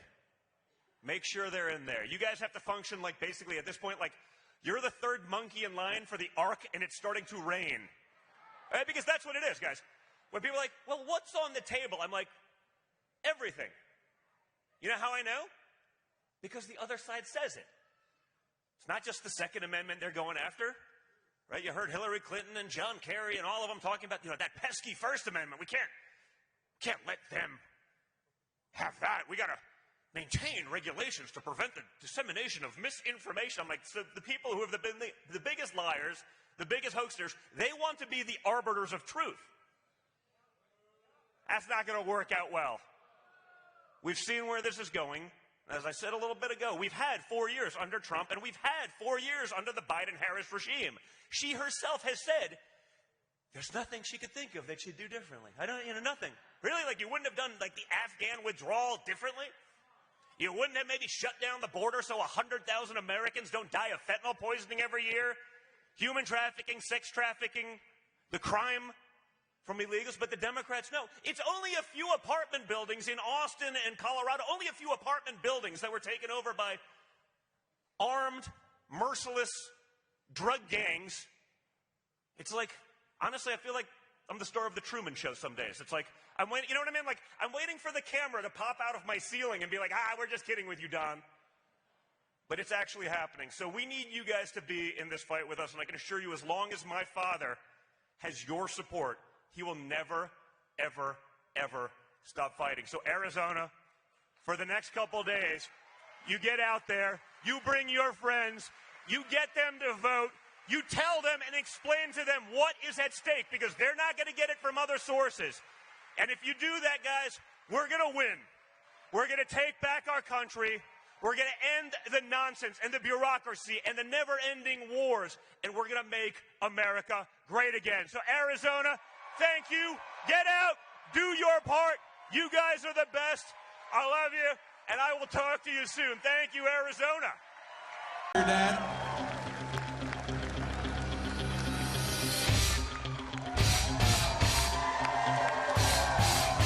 Hello, North Carolina. How's everyone doing today? Very nice. Listen, guys, I saw it coming in. I love that you've all almost early voted.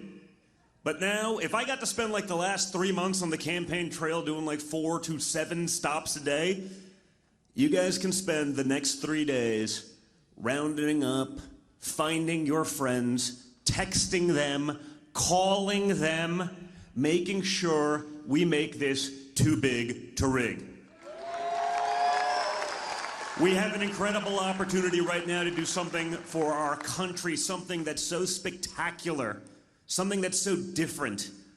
It's just not the typical bureaucracy anymore. Think of now we have like an actual like America First bench. How great has J.D. Vance been out there? Then you add in guys like Bobby Kennedy, let them fix the problems that they've been poisoning our kids with in health. You have Tulsi Gabbard. You got people from across the aisle coming in to finally put common sense first. And then you have the ultimate, Elon Musk. How about you put him in there and clear up some of the bottlenecks and the things that are broken in D.C. I mean, the guy literally, he's putting things into space in like a few weeks. He started this a couple of months ago, and he's outperforming NASA. That's been doing it for like 75 years. I mean, isn't that perfect? Isn't that exactly what we need? And it's exactly why D.C. is pushing so hard against it. That's all they have. They have that bureaucracy. With that bureaucracy is money and power, and that's all they care about. You see it each and every day.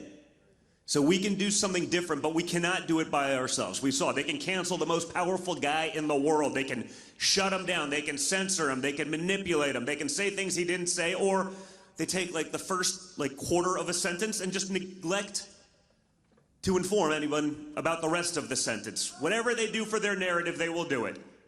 Okay, the fake news, they're gonna fake. We see that. And we also understand that we are not in a fair fight because of it. That is a $1 trillion industry.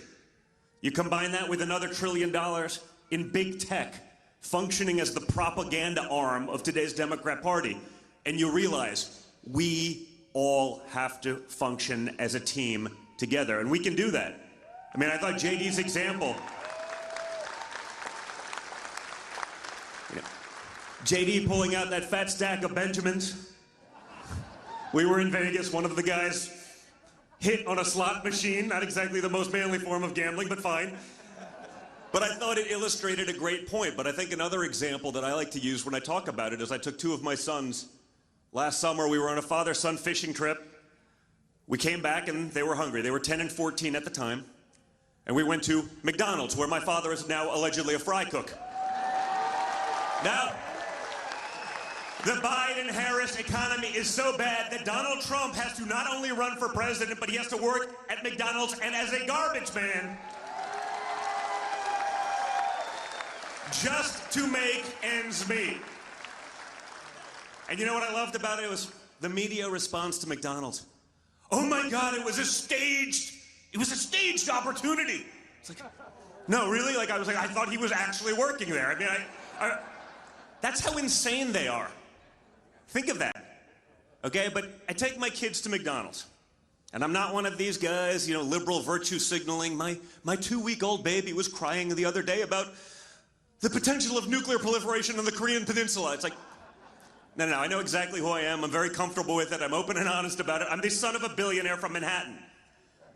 But if Donald Trump Jr. takes his children to McDonald's and has sticker shock,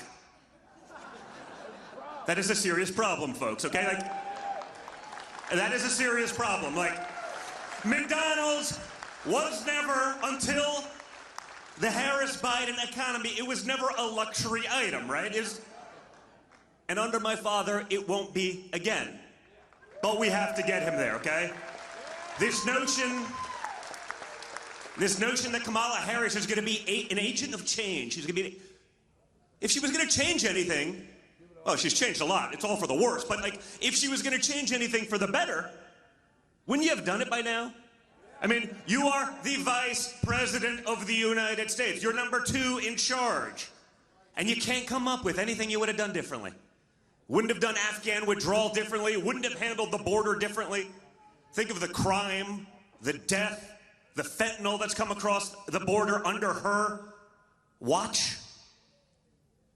She's not going to do anything differently, guys. Thinking that Kamala Harris is going to do something different, that's like crapping your pants and changing your shirt. You switch out Biden for Harris. It's literally the example. And you know how we know this? Because after about a month, when they finally forced her to put up her policies on her webpage, she cut and pasted from Joe Biden's playbook. Didn't even change the source code. Nothing is going to change. Don't be gaslit by it. Don't believe it. Just get all of your friends out. If we do this, we will do this together. Okay? We can take back our country together. We will function like a team. We will actually have unity. We will end the insanity of men in women's sports. We'll end the insanity of our open border policies, where they let in 600,000 criminals, 13,000 murderers, 16,000 sex offenders and rapists. Think about that. Those are U.S. government statistics from their administration. They know that's coming across our border, and they allowed it to happen anyway. This is not sane. They're not worried about any of that. They'll allow that to happen. But if someone adopts a baby pet squirrel, justice for Peanut. No, but think about it. Our government will let in 16,000 rapists, they'll let in 13,000 murderers, they'll let in 600,000 criminals across our border. But if someone has a pet squirrel without a permit, they go in there and kill the squirrel. Think about it, like, that's the Democrat Party. That's where they'll go. That's their overreach. They want to control every aspect of your life. The big stuff, the stuff that matters, the stuff that's killing our kids, destroying our neighborhoods. That's different. We got to follow the woke playbook. Change it all on November 5th. Yes, it is. Change it all. So, guys, it's up to you. JD's going to be in there. The whole team's going to be in there. But you guys have to make that possible. You guys have to be that catalyst for change to allow it to happen. So whatever you would do if you woke up on November 6th and Kamala Harris was president-elect, whatever you would do for that mulligan, whatever you would do for that do-over, do it for the next 3 days. You act and function like you're the third monkey in line for the Ark and it's starting to rain. Because that's the reality of the situation. So North Carolina, thank you so much. JD, thank you so much. You guys are the best. We love you, and we will always, always, always keep fighting for every one of you. Thank you, guys.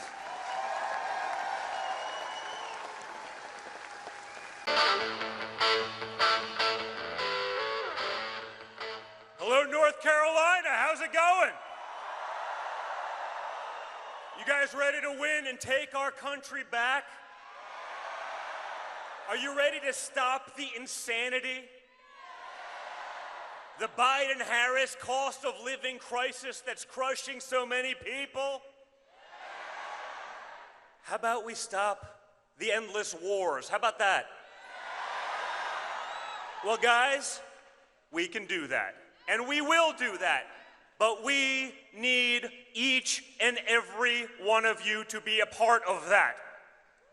Early voting, I know a lot of people here have done it already in North Carolina, which means you now have, I'm seeing all the heads nod, it means you now have all day tomorrow to bring your friends to the polls. Do not take anything for granted, okay? Don't look at the polls.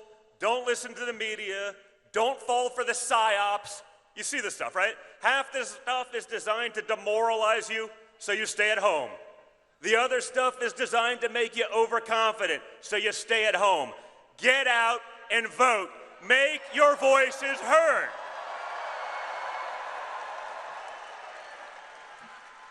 It's simple, guys. If you show up, if you bring your friends, we win. And more importantly, we can end it tomorrow, because if we win decisively, we stop them from playing the games where they drag it out for, oh yeah. You know what they're going to try to do. We've seen this playbook before, but this time we're prepared. So if we win decisively tomorrow, you don't give them a week to find that magical truck filled with ballots, right? No one knows where they came from, but take back your country, America.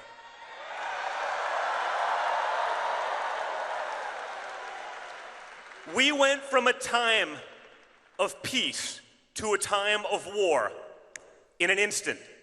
We went from a time of prosperity to a time of poverty faster than you could ever imagine. Kamala Harris is not going to change anything. We know that because she told us in her own words that she would not do anything differently.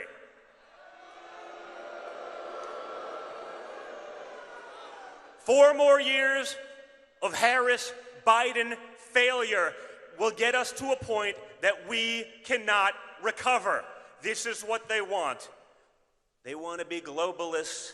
They want to replace Americans with the illegals who will be dependent on government and your taxpayer dollars. We know this because they're basically saying it at this point. They're not even pretending. They're saying all the quiet parts out loud. And so are the clowns that are representing them. So you guys, at this point, it is up to each and every one of you. So whatever you would do if you woke up on November 6th and Kamala Harris was president-elect, whatever you would do to stop that disaster for our country, for the world, and for Western civilization, whatever you would do it now. Do it till the polls close tomorrow night, and then start calling your friends on the West Coast to make sure they're doing it too. Get in line, bring your friends, stay in line. If you see nonsense, video it. Show it to everyone. Do not let them play their games. And if we do that, guys, we will make America stronger than it's ever been, because we've assembled a team like nothing before. It's not just my father against the swamp. You have J.D. Vance, you have RFK Jr. on health, you have Tulsi Gabbard, and you have Elon Musk all ready to fight for you. So get out there. And with the same resolve that my father showed on July 13th when he took a bullet for America, you showed that resolve. You showed that level of fight. And you fight, fight, fight. Thank you, North Carolina. Get out there and do it. It's all on you. Let me see how they're doing. And they were doing horribly, because I didn't need to do this. And they were doing horribly. And I said to the family, I said to Melania, Barron, and I said to Ivanka, I said to everybody, I said, I think we got to do it again. We had, think of it, if I would have done badly in 2020, I wouldn't do it. It would have been easier. But we all know how well we did. And I said, we got to do it again, only because I looked at the incompetence, Afghanistan, you know, all these things that were happening. You take a look at it. You take a look at how bad. Nothing good was happening. We were disrespected all over the world. Other countries laugh at us right now, and now they're laughing harder than they've ever laughed before. And we're not going to let anybody laugh at us. It's not going to happen. So I said, let's do it. Let's give it a shot. And now the people, that it was, you know, quite contentious, because she had some people, but now those people are real friends of ours again. And we have a party that's very well united.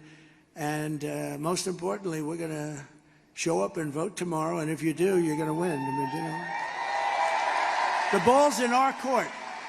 You know, as they say in athletics, the ball is in our court. All we have to do is get out and vote, and we walk away with the greatest political event in history. But much more important, it's going to be the event that saves our country. Okay? So, thank you. Thank you, everybody. Thank you. Thank you. They're really good kids. They're really good. That's not to say that I didn't have little difficulty with them on occasion. Especially Don, but no, I'm only kidding. No, good speeches. Good job. Thank you, kids. I'll see you later. Good. Thank you very much. And your father, thank you. Thank you. I didn't know what was happening. I saw all these cameras turned. I say, why are those cameras being turned away from me? What's going on? But, you know, in a way, they become stars. They're just great. They're great people. And, you know, they do it because they love the country. They love it. Thank you very much, all. Thank you.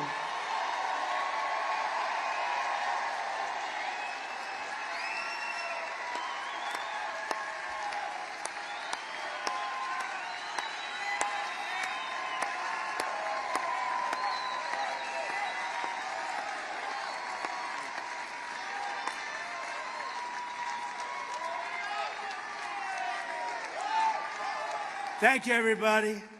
So here are the facts. And Kamala, now we have to talk. Oh, bring them up. Okay, come on, let's go. They all want me to bring them up. There's a lot of love. Come here, my boy. Come here, my boy.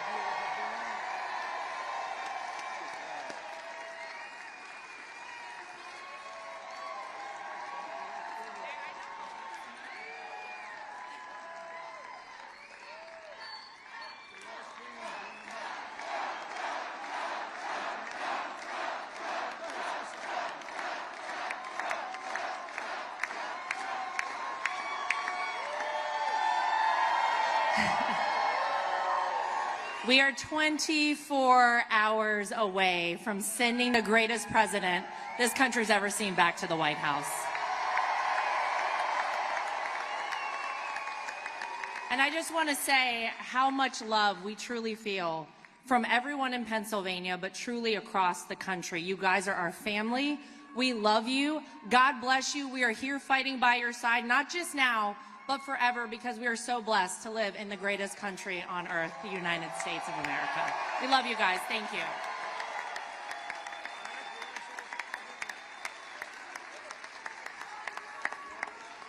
This man right here is the greatest warrior America has ever seen.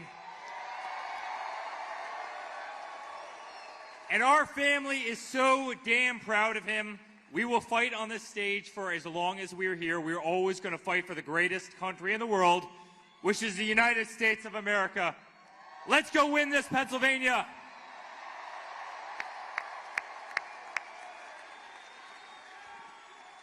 Guys, for us, this has been an honor of a lifetime. You guys are the best, but now it's up to you. We can't do it by ourselves. It was always about all of us. It was about one country. It was about taking back our freedom, our rights from those who are trying to take away from us. So tomorrow, bring your friends, stay in line. Let's vote, vote, vote. Let's take back our country. Thank you, Pennsylvania, and thank you, America. God bless all of you.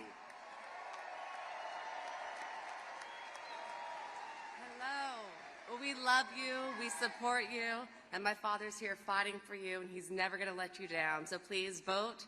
Let's get this country back on track. Thank you so much.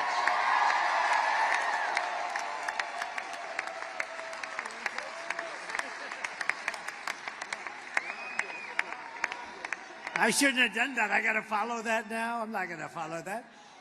So, kids, go back to work. Let's make sure everybody shows up tomorrow to vote, okay? Thank you. Thank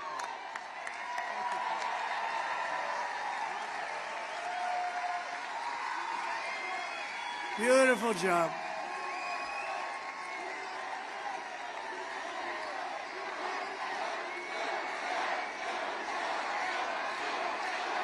They're great. They're great. They're good people, and they love our country, but they really are good people. They're kind people. They have big hearts. They're strong. They can be nasty, but they have big hearts, those great children of mine.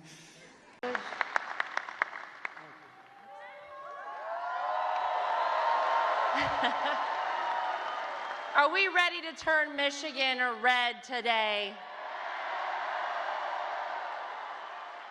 Today is the day that we send a loud and clear message to the mainstream media, to the establishment, to Hollywood, to the swamp, that it is not them. It is we, the people, who get to choose our president. And we're choosing Donald J. Trump. I just want to say thank you. This is a very special night for our family. This has been almost a decade of doing this, and it has been my honor to be a part of this family, to be out speaking on behalf of a man who I love, not just because he's my father-in-law, but because he is going to save this country and going to save the world. Thank you, guys. God bless you. Get everybody out to vote. Thank you, Michigan.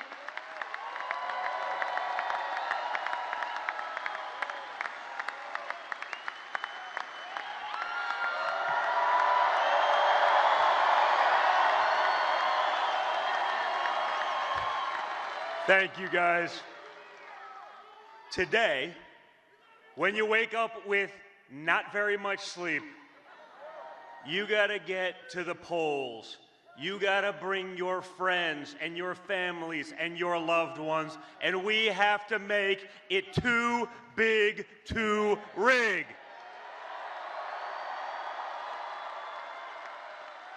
Guys, it's simple. It's a unique election.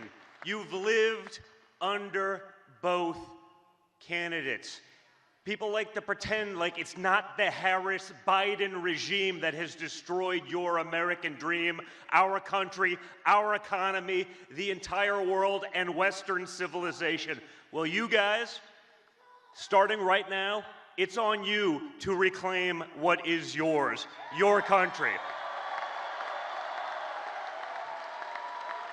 It would be an honor for me, for you guys to show the same amount of resolve that this man showed on July 13th when he took a bullet to the face and came back defiant.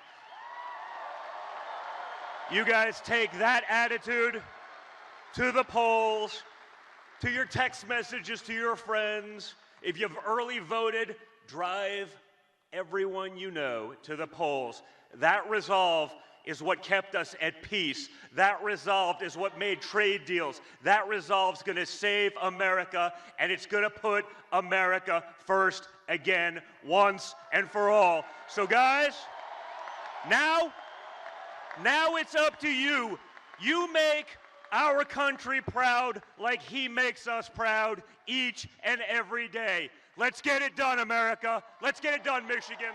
Let's go.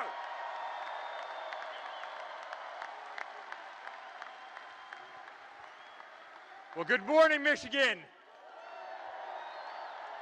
Who else could have this many people at 2 a.m.? Only Donald Trump. Guys, I've watched the hell that they put him through for the last 10 years. I mean, the fake impeachments, the dossiers, the Russia hoax, going after his Supreme Court justices, censoring him, taking away his First Amendment right, trying to take him off the ballots in various states all across the country, raiding his home. And yet he comes out every single day and he fights and he fights and he fights. And when other candidates have packed it in for the night, you know who's standing on the stage at 2 a.m.? It's Donald Trump.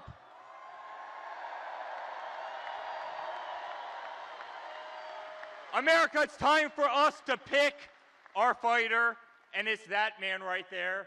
And I can tell you, as a son, as a family, we have never been more proud of a person in our life. I have never been more proud to stand on a stage with somebody in my life. He's the most remarkable man I know, and I promise you I will be on the stage till the end of earth with you because I truly believe in you.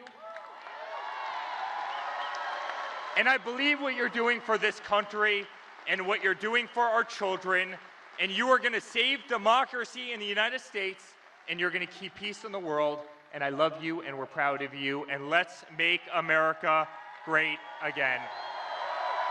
Thank you, Michigan.